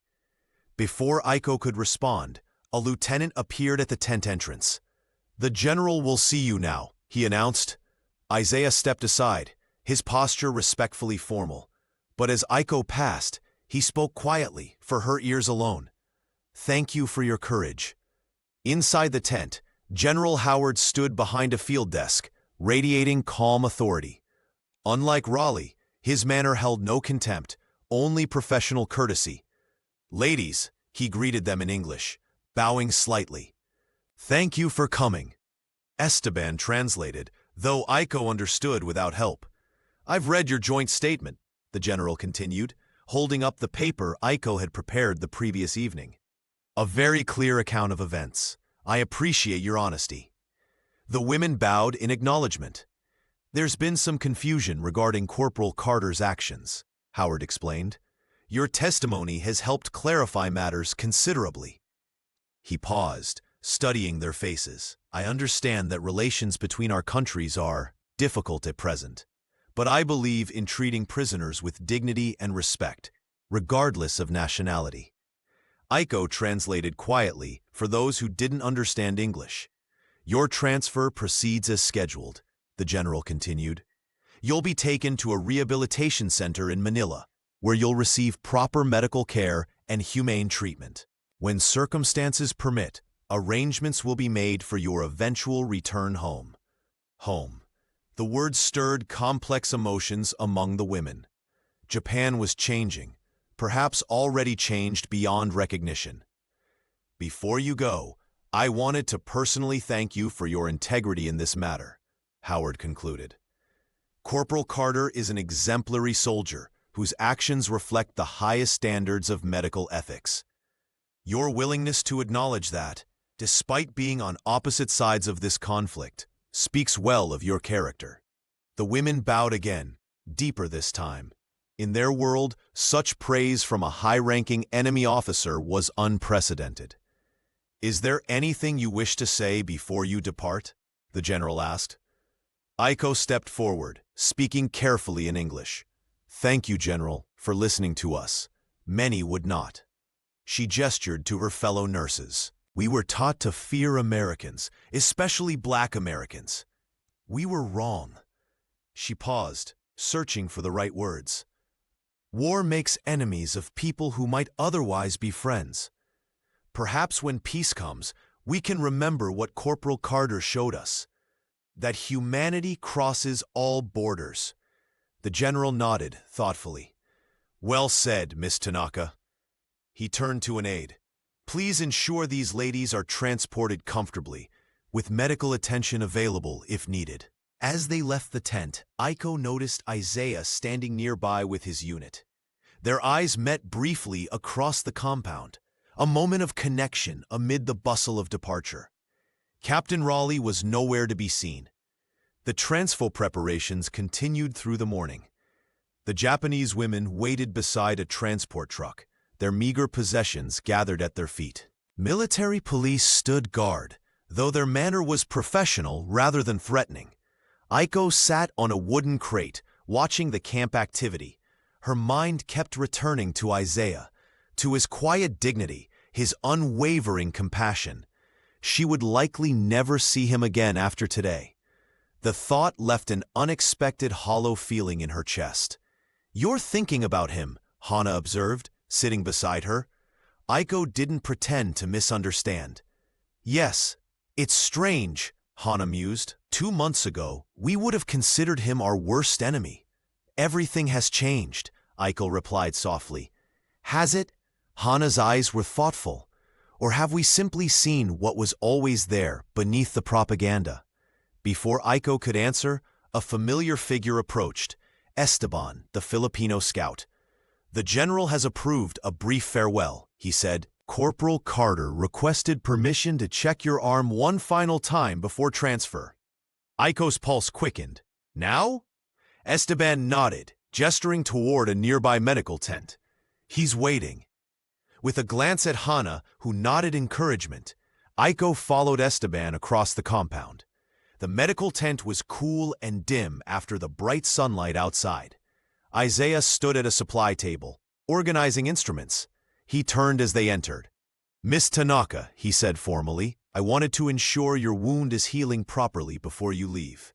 Esteban took up position by the tent entrance, giving them privacy while maintaining propriety. Aiko extended her arm. "It is much better," she said. "Thanks to you." Isaiah unwrapped the bandage carefully, his touch professional but gentle. The infection had indeed receded, leaving only healing skin where angry red streaks had once extended. "Looking good," Isaiah said with satisfaction. "Keep it clean and dry for another week, and you should have full use again." He applied fresh antiseptic and rewrapped the bandage with deft movements. His hands were steady, capable, the hands of someone who should have been allowed to become the doctor he had once dreamed of being. "In Japan," Aiko said suddenly, "I was studying at Tokyo Women's Medical University. Before the war." Isaiah looked up, surprise flickering across his face. "You were in medical school?" Aiko nodded. "Second year, then came war, and all students became nurses for military." "What specialty were you hoping to pursue?" "Pediatrics. Children's medicine." Isaiah smiled, a real smile that transformed his serious face. "I wanted to focus on family medicine, serving communities that don't have enough doctors." For a moment, they were just 2 medical students sharing aspirations, the war and their opposing sides temporarily forgotten. "You would be good doctor," Aiko said softly. "So would you." Isaiah finished securing the bandage. "Maybe someday, when this is all over." He didn't finish the thought. They both knew the future held too many uncertainties to make such predictions. "Thank you," Aiko said, "for everything, for showing kindness when others showed hate." Isaiah shook his head slightly. "You're the one who showed courage, speaking up when it could have caused trouble for you." "Truth is never wrong," Aiko replied, "even when difficult." Their eyes met, and something unspoken passed between them, recognition of shared values that transcended nationality, race, and the artificial divisions of war. Esteban cleared his throat discreetly. "The trucks are nearly loaded," he warned. "We should return soon." Isaiah stepped back, his manner becoming professional again. "Your arm should heal completely," he said. "Just keep it clean." Aiko nodded, suddenly aware that this was truly goodbye. Words seemed inadequate for the moment, yet necessary. "In another time," she said carefully. "In another world." "Yes," Isaiah replied softly, "in another world." It wasn't a declaration of feelings they could never act upon. Rather, it was acknowledgement of a connection that under different circumstances might have grown into something more. A friendship, perhaps even. But such thoughts were pointless. This was the world they lived in, with its rigid boundaries and painful divisions. "Be well, Miss Tanaka," Isaiah said formally. "And you, Corporal Carter," Aiko replied with equal formality. As she turned to leave, Isaiah spoke once more. "Iko." She paused, surprised by the personal address. "What you did?" he said. "Standing up for the truth, even though I was supposed to be your enemy? It mattered, not just for me, but for something bigger. People can change when they see things differently. You helped make that happen." Iko felt tears threaten, but held them back. "So did you," she replied, "by seeing us as people first." With a final nod, she left the tent, following Esteban back to where the others waited. The hollow feeling in her chest had grown, but alongside it was something else, a sense of having been part of something important, if small. A tiny pushback against hatred and division. Perhaps that was all anyone could hope for in such times. The command tent buzzed with activity. General Howard sat at his field desk, reading reports, while officers came and went with updates. In a corner, a clerk's typewriter clicked steadily, documenting the day's events. "Send in Captain Raleigh," the general ordered, setting aside a folder. A moment later, Raleigh entered, saluting crisply. His uniform was immaculate, his posture rigid, a soldier who prided himself on perfect discipline. Yet the tightness around his eyes betrayed his tension. "Reporting as ordered, sir." "At ease, Captain." Howard gestured to a chair. "Sit down." Raleigh hesitated, then complied, his back remaining straight. "I've been reviewing your reports regarding Corporal Carter," the general began, tapping a stack of papers, "and comparing them with witness statements, including those from the Japanese medical personnel. With respect, sir, enemy testimony is considered alongside all available evidence," Howard interrupted mildly, "particularly when it aligns with accounts from our own men." He pulled a specific report from the stack. "You stated here that Corporal Carter engaged in inappropriate fraternization with the prisoners. Yet every witness, including white officers who observed from a distance, described his conduct as entirely professional. Medical necessity, not improper contact." Raleigh's jaw tightened.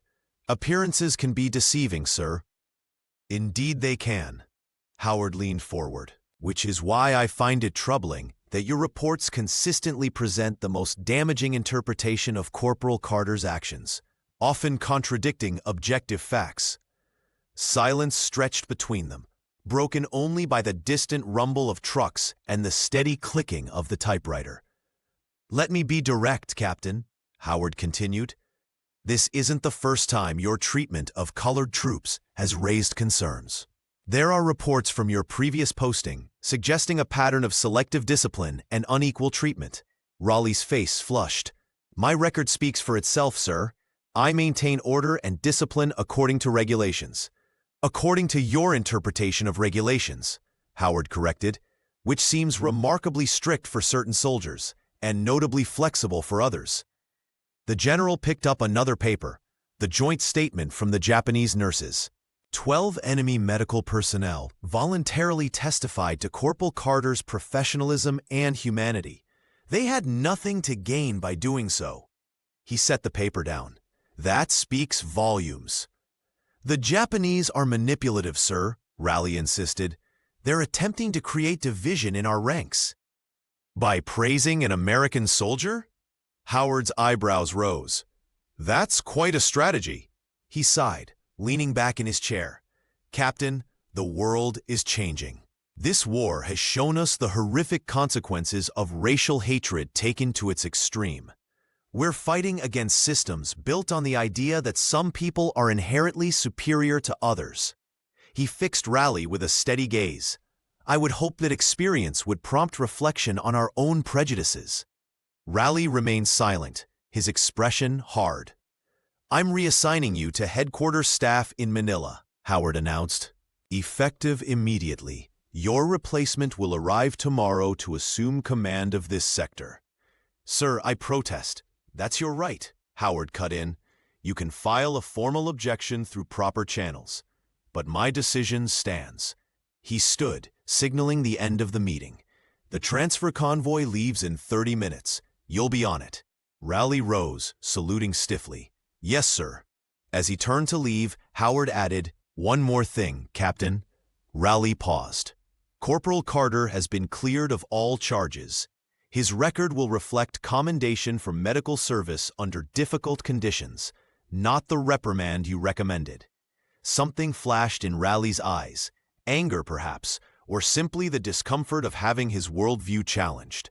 Without a word, he left the tent, his back straight, his steps measured. Soldiers loaded equipment, secured vehicles, and finalized paperwork.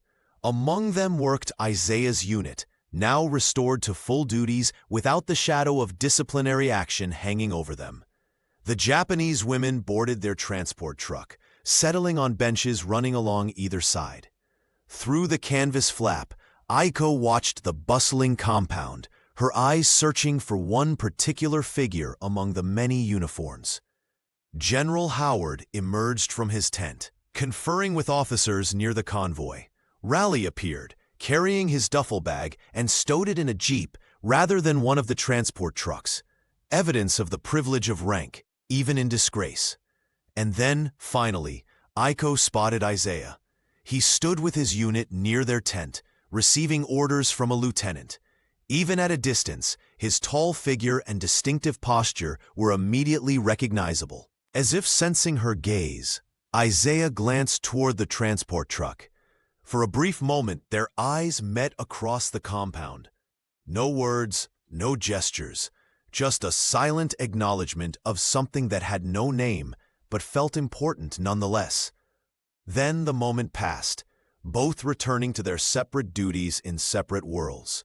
The convoy's engines rumbled to life. Soldiers called final instructions. The camp, temporary home to so many displaced by war, prepared to empty as the tide of conflict moved on. Inside the command tent, the clerk finished typing the day's report. Corporal Isaiah Carter cleared of all charges. Captain James Raleigh reassigned to HQ staff, Manila. Japanese medical personnel transferred to Rehabilitation Center per schedule. Sector command to transition to Captain Miller upon arrival. Simple words that couldn't begin to capture the human drama they represented. The small victory for dignity and truth amid the larger tragedy of war. Sunset painted the sky in shades of orange and gold as the last preparations for departure were completed. The convoy would leave at first light, but the trucks were loaded, the prisoners secured, the paperwork finished. Aiko sat near the back of the transport truck, the canvas flaps open to catch the evening breeze. The other women dozed or whispered quietly among themselves, processing the day's events and speculating about what awaited them at the rehabilitation center. Guards stood at a respectful distance, more concerned with perimeter security than with prisoners who had shown no sign of resistance. The atmosphere was somber, but not tense. A brief pause between chapters. A shadow fell across the truck's opening. Aiko looked up to see Isaiah standing there, his medical bag in hand. Beside him was a white officer Aiko recognized from the general's tent. "Evening check," the officer announced. "General's orders." The guards stepped aside, allowing Isaiah to approach. "Just making sure everyone's medically fit for transport," Isaiah explained, his tone professional. "Any issues to report?" The women shook their heads. Aiko remained quiet, watching Isaiah move among them with practiced efficiency, checking Fumiko's sprained ankle, examining Yuki's healing cut, offering aspirin to those who needed it. When he reached Aiko, he knelt beside her, his voice low. "Your arm should be fine for the journey, but I've included extra bandages and antiseptic in the medical kit traveling with you." He nodded toward a box near the front of the truck. "Thank you," Aiko replied. Isaiah hesitated, then reached into his pocket. "I have something for you," he said quietly, keeping his body positioned to block the view from outside. "A small token." He pressed a folded paper into her hand. Aiko closed her fingers around it, understanding the need for discretion. "Not a letter," Isaiah clarified, his voice barely audible. "Nothing improper, just a reminder." The officer called from outside. "Finishing up, Corporal?" "Yes, sir," Isaiah replied. "All patients stable." He stood, addressing all the women now. "Safe journey," he said. "The medical staff at the center will take good care of you." With a final glance at Aiko, conveying everything that couldn't be said aloud, he left the truck. The canvas slab was secured behind him, leaving the women in dimming light as evening deepened toward night. Only when she was certain no one was watching did Aiko unfold the paper Isaiah had given her. It wasn't a letter, as he'd said. It was a simple sketch, a caduceus, the symbol of medicine, drawn with skilled precision.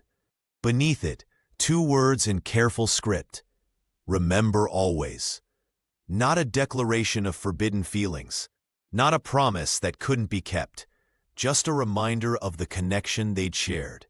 2 healers recognizing each other across battle lines. Aiko folded the paper again and tucked it carefully into her uniform, close to her heart. Outside, night insects began their evening chorus. Inside the truck, the women settled for sleep, their last night in this place of unexpected revelations. Across the compound, Isaiah sat alone outside his tent, staring at the stars emerging in the deepening blue of twilight. His hands moved automatically, cleaning his medical instruments, a ritual that had become second nature during his years of service. Private Lewis approached, offering a cigarette. Isaiah shook his head. "Never developed the habit," he said. Lewis lit his own cigarette, the small flame briefly illuminating his face in the gathering darkness. "Truck's all set for morning," he observed. "Japanese women too." Isaiah nodded, not looking up from his task. "That head nurse, Tanaka." Lewis continued. "She something special to you?" Isaiah's hands paused momentarily. "She's a patient," he replied, "like any other." Lewis snorted softly. "Uh-huh. That's why you volunteered for the final medical check when Thompson could have done it?" Isaiah remained silent, resuming his work. "Look, I get it," Lewis said more gently. "She stood up for you. That matters. It's more than that." Isaiah finally set his instruments aside, meeting his friend's gaze. She saw past everything, uniform, skin color, all of it. Just saw me as a person, as a medic doing his job. He shook his head slightly. "Do you know how rare that is?" Lewis nodded slowly. "Yeah, I do." He took a drag from his cigarette, the ember glowing orange in the darkness. "You think things will ever change? After the war?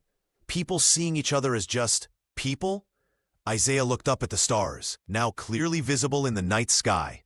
"I have to believe they will," he said quietly. "Otherwise, what are we fighting for?" They sat in companionable silence for a while, each lost in his own thoughts. Around them, the camp settled into night routines. Guards changing shifts, lanterns being lit, radios crackling with distant communications. "What happens now?" Lewis finally asked. "For you, I mean." Isaiah shrugged. "Same as always. Follow orders, tend wounds, keep moving forward." He smiled faintly. "Though without Raleigh breathing down our necks, it might be a bit easier. And her, the nurse? She goes her way, I go mine." Isaiah's voice held resignation, but not bitterness. "That's how it has to be." Lewis nodded, understanding. Some boundaries couldn't be crossed, no matter how arbitrary or unfair they seemed. The world wasn't ready yet. "You gave her something," he observed. "Saw you slip her a paper." Isaiah tensed slightly. "Just a sketch, medical symbol, nothing personal." "Relax," Lewis clapped him on the shoulder. "Your secret's safe. Not that there's much of a secret. Just 2 people connecting in a crazy world." He stood, grinding out his cigarette beneath his boot. "Get some rest. Morning comes early." After Lewis left, Isaiah remained outside a while longer, watching the night deepen around him. In the distance, he could see the transport truck where Aiko and the other women would spend their final night in the camp. Tomorrow they would part ways, likely never to meet again. She to her life, he to his. The war would end eventually, but the divisions it reflected would remain. Race, nationality, social hierarchies built on fear and ignorance. And yet, something had changed. A small crack had appeared in those divisions. people had stood up for truth and humanity, even when it would have been easier to stay silent. It wasn't victory, not yet, but perhaps it was a beginning. Isaiah finally entered his tent, preparing for sleep. Tomorrow would bring new challenges, new duties, new wounds to heal. But tonight, he allowed himself to remember the look in Aiko's eyes when she had defended him. Fierce, determined, unafraid. Some memories were worth holding on to, even if the future couldn't be shared. Morning arrived with the first hints of dawn coloring the eastern sky. The camp stirred to life, engines rumbling, voices calling, equipment clanking. The convoy prepared for departure, a snake of vehicles stretching along the muddy road. Aiko woke early, her sleep having been fitful and shallow. Through a gap in the canvas, she watched soldiers making final preparations. Some distance away, Isaiah's unit formed up, receiving instructions from a lieutenant. The Japanese women gathered their few possessions, preparing for the journey ahead. Their faces showed a mixture of apprehension and relief, leaving this place of uncertainty for whatever awaited them at the rehabilitation center. "Look," Miyuki whispered, pointing through the gap. "Captain Raleigh." The disgraced officer stood by a jeep at the front of the convoy, his posture rigid, his face set in hard lines. He spoke to no one, acknowledged no one. The contrast between his isolation and the camaraderie of other units was striking. "He has lost face," Fumiko observed, but learned nothing. Aiko nodded. Some people clung to their prejudices even when confronted with their harmful consequences. It was easier than admitting error, than changing deeply held beliefs. General Howard appeared, reviewing the convoy one last time. He paused at each truck, exchanging words with drivers and guards. When he reached the women's transport, he looked in briefly. "Good morning, ladies," he said. "Your journey should take approximately 6 hours. Medical staff will meet you upon arrival." The women bowed respectfully. "Miss Tanaka," the general added, "the medical officer traveling with you has instructions regarding your arm. Please inform him if you experience any discomfort." "Thank you, General," Aiko replied. Howard nodded, then moved on to the next vehicle. Through the gap, Aiko saw him approach Isaiah's unit. Though she couldn't hear the exchange, the general's manner seemed cordial, even warm. Isaiah saluted, his back straight, his bearing dignified. A whistle blew, the signal for departure. Engines revved louder. Soldiers climbed into trucks and jeeps, securing equipment for travel. "We're really leaving," Miyuki said softly. "It feels strange." Aiko understood. Despite everything, their capture, their fear, their status as prisoners, this place had become familiar. Here, they had experienced unexpected kindness, had their worldviews challenged, had glimpsed possibilities beyond propaganda. What awaited them was unknown. The convoy lurched into motion, vehicles moving forward, one by one. Aiko strained for a final glimpse of Isaiah, but he had disappeared among the organized chaos of departure. Disappointment washed over her, though she knew a proper goodbye was impossible. The truck carrying the Japanese women joined the line, engine growling as it navigated the rutted road. Aiko settled back against the wooden bench, one hand unconsciously touching the spot where Isaiah's sketch lay hidden in her uniform. Then, as their truck rounded a bend in the road, Aiko caught a flash of movement. Isaiah stood by the roadside with several members of his unit, watching the convoy pass. His eyes scanned the vehicles, searching. When he spotted Aiko in the back of the transport truck, he straightened slightly. No smile, no wave. Such gestures would be too conspicuous, too easily misinterpreted. Instead, he simply nodded once, a gesture filled with respect and unspoken meaning. Aiko returned the nod, her composure nearly breaking as the truck carried her past. In that brief moment, everything they could not say seemed to hang in the air between them. Then, the truck rounded another bend, and Isaiah was gone from view. The convoy continued, leaving the camp behind, moving toward whatever future awaited. Dust settled slowly on the empty road. Isaiah remained standing long after the last vehicle had disappeared from sight. Around him, soldiers returned to their duties. the camp adjusting to the departure of the prisoners and preparing for its own eventual dismantling as the front lines moved on. "They're gone," Lewis said, coming to stand beside him. Isaiah nodded. "Yes." "You okay?" A moment's hesitation. "I will be." Lewis clapped him on the shoulder, a gesture of understanding without words. Then he too moved on, leaving Isaiah alone with his thoughts. The war would continue for now. There would be more wounds to treat, more pain to ease, more hatred to witness. But Isaiah had seen something else as well. The possibility of connection across the artificial divides of race and nationality. The capacity for people to grow beyond what they had been taught. It was something to hold on to in the darker moments, something to remember always. With one last look down the empty road, Isaiah turned and walked back to camp, shoulders straight, eyes forward. The past was written. The future remained to be shaped. 2 weeks later, Isaiah sat on his cot in a transit camp near Manila, writing a letter home by lantern light.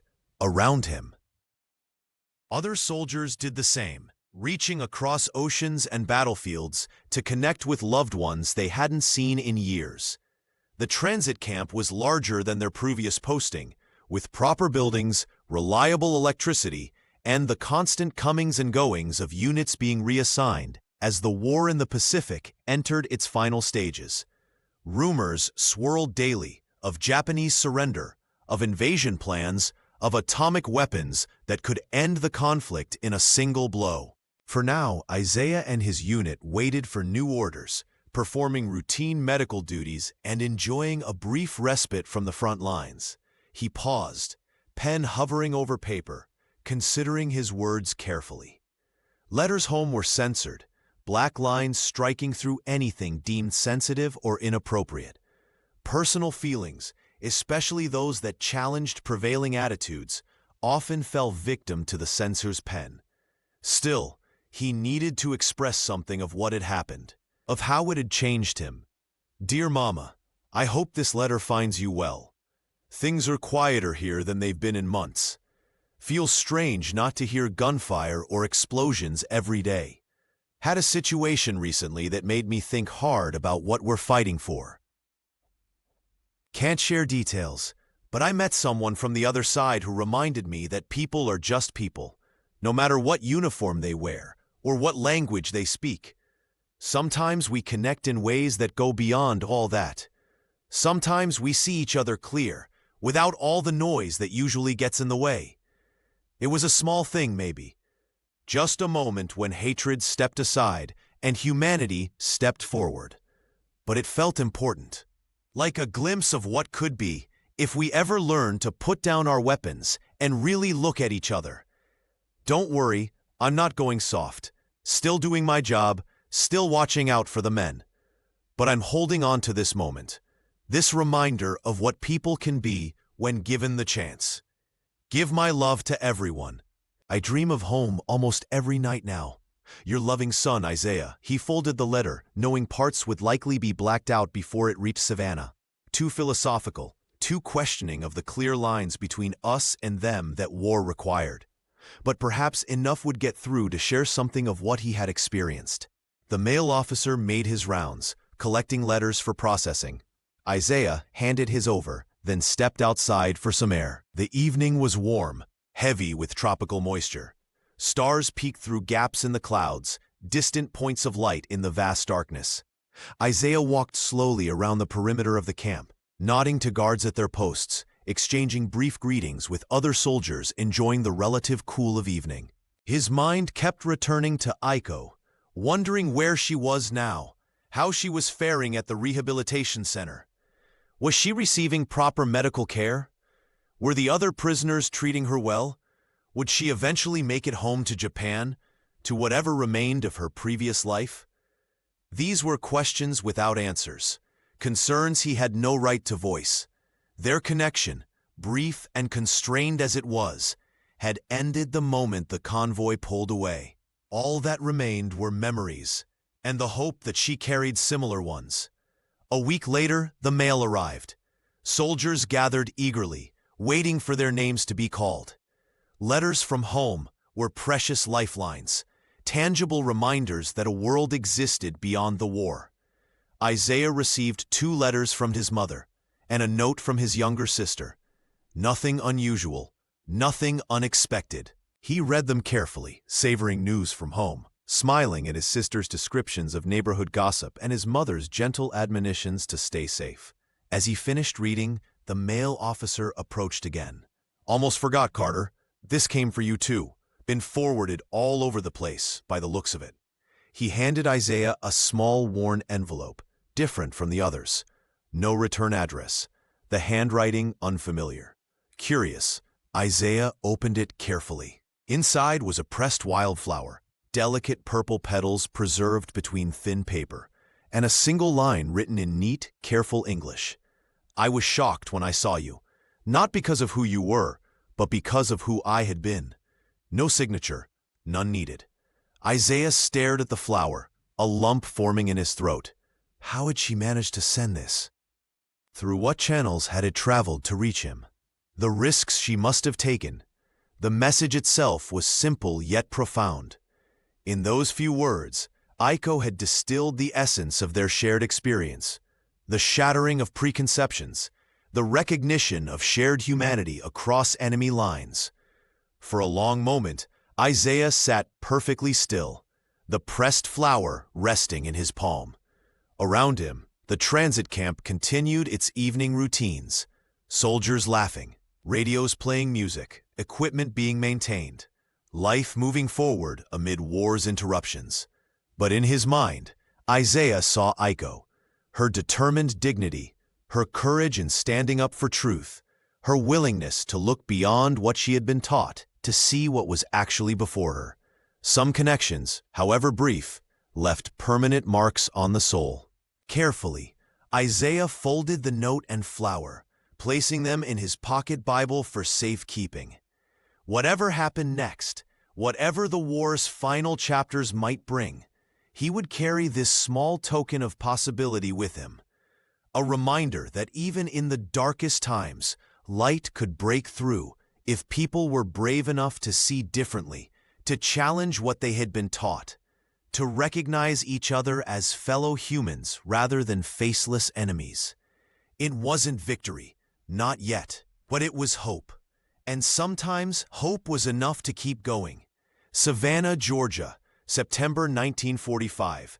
The air hung heavy with late summer heat, Spanish moss swaying gently in the occasional breeze. Isaiah sat on his mother's porch, newspaper spread across his lap. The headline proclaimed what everyone already knew: Japan surrenders, war ends. After years of bloodshed, after cities reduced to ash and islands turned to graveyards, after atomic fire had scorched Hiroshima and Nagasaki, from the earth, it was over. Isaiah had been home for 3 weeks, honorably discharged, after serving his country in a uniform that didn't protect him from the segregated buses he rode, or the whites-only signs that greeted him upon return. The bitter irony wasn't lost on him, or any of the other black veterans adjusting to civilian life in the still segregated South. "More lemonade, son?" His mother appeared in the doorway, pitcher in hand. "No thanks, Mama. I'm fine." She studied his face with the insight of a mother who knew her child's every expression. "You're thinking about over there again, aren't you?" Isaiah folded the newspaper carefully. Hard not to with all the celebration. She sat beside him on the porch swing, her weight making the chains creak softly. "You never did tell me much about what happened. Your letters were always so careful." "Censors," Isaiah explained, though it wasn't the whole truth. Some experiences were too personal, too complex to share, even with those you loved most. His mother nodded, not pressing further. She understood the distance that war created, the gap between those who had seen and those who had waited at home. Well, whenever you're ready to talk, I'm here." She patted his hand, then rose to return inside. "Oh, I almost forgot. Another letter came for you today. Same as that other one. No return address. It's on the table." Isaiah's heart quickened. He waited until his mother had disappeared into the house before retrieving the envelope. It was similar to the one he had received in the Philippines. Small, plain, with his name and address written in the same careful hand. This one had traveled even further, bearing stamps and postal marks from across the ocean. Inside was another pressed wildflower. Different from the first, a small yellow blossom with delicate petals. And another message, longer this time. The war is over. They tell us we may return home soon, though Japan is much changed. Tokyo is in ruins. My medical school is gone, but we will rebuild. I think often of our brief meeting, how it changed me, how it showed me a truth beyond what I had been taught. In a time of hatred, you chose humanity. I will carry that lesson always. The world remains divided in many ways. Perhaps it always will be. But having seen what is possible when people truly see each other, I cannot go back to blindness. I hope you are safe. I hope you find a path to the dream you once had, to heal communities in need of care. The world requires such healing now more than ever. With respect and gratitude, Aiko Tanaka. Isaiah read the note twice, then a third time, his throat tight with emotion. Outside, a neighbor's radio played victory songs. Children shouted in a game of tag. Life continued, the world already beginning to move beyond the war that had consumed it for years.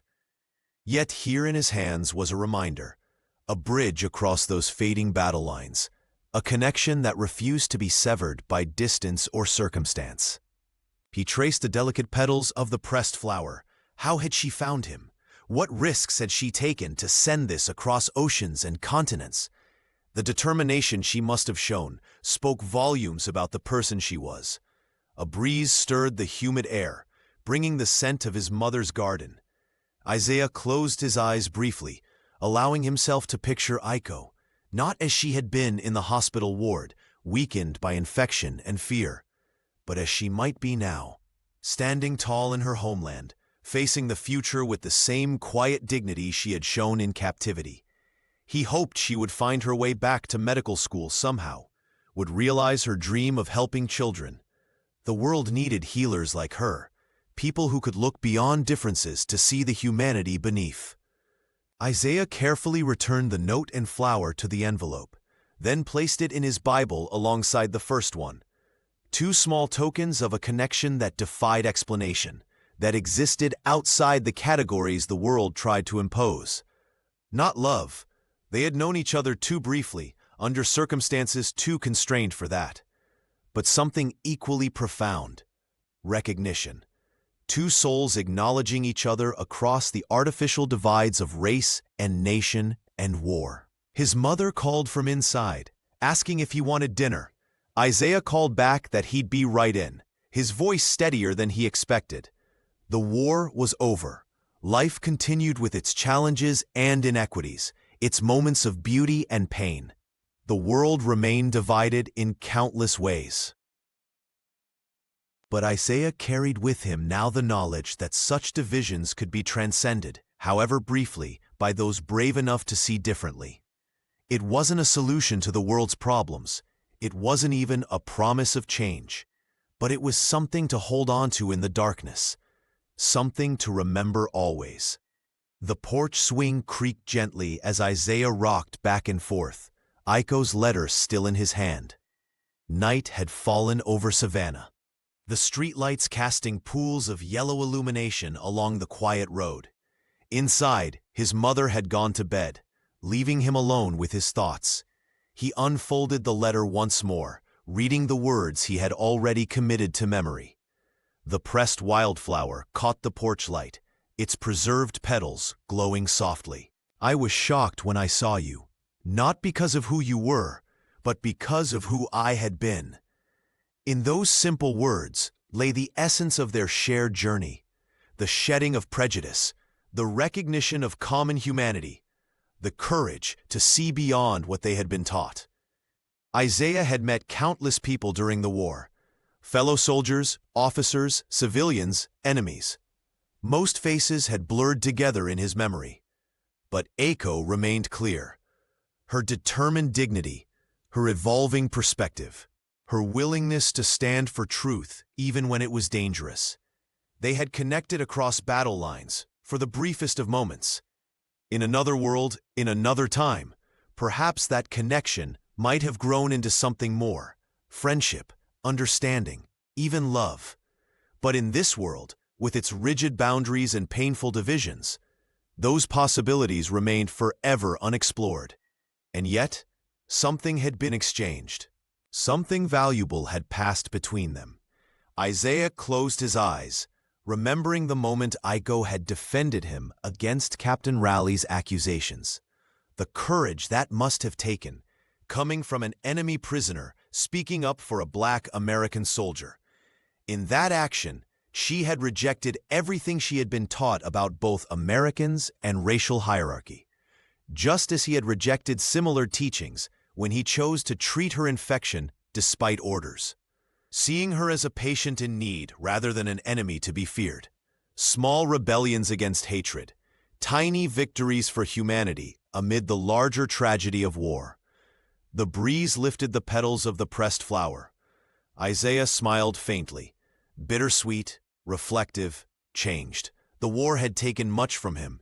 Years of his life, friends lost to bullets and bombs, the innocence that could never be reclaimed. But it had given him this: the knowledge that people could change, that minds could open, that connection was possible even across the deepest divides. It wasn't enough to heal the world's wounds. It wasn't enough to erase the injustices that persisted in peacetime. The segregated buses he still rode, the professional opportunities still denied him because of his skin color, the daily indignities large and small. But it was something to carry forward. Something to build upon. Step by difficult step, Isaiah carefully refolded the letter and flower, returning them to his Bible for safekeeping. Tomorrow would bring its own challenges: the continuing search for work that respected his medical training, the navigation of a society still resistant to change, the rebuilding of a life interrupted by war. For tonight, though, he allowed himself to remember, to honor the brief connection that had shown him what was possible when hatred stepped aside and humanity stepped forward. Somewhere across the ocean, Eiko Tanaka was doing the same, remembering, reflecting, perhaps looking up at the same stars that now shone over Savannah. Different worlds, different paths. Yet, for a moment, they had seen each other clearly, without the distortions of propaganda and prejudice. And in that seeing, something essential had been affirmed, something that transcended nationality, race, and the artificial divisions of war. The quiet revolution that had begun inside them both would continue, in ways small but significant, for all the days to come. Isaiah rose from the porch swing, taking one last look at the peaceful street before heading inside. The war was over, life continued, and within him burned the steady flame of possibility, of a world where people might someday see each other as simply human, worthy of dignity and care. It was enough to keep going, enough to sustain hope, enough to remember always.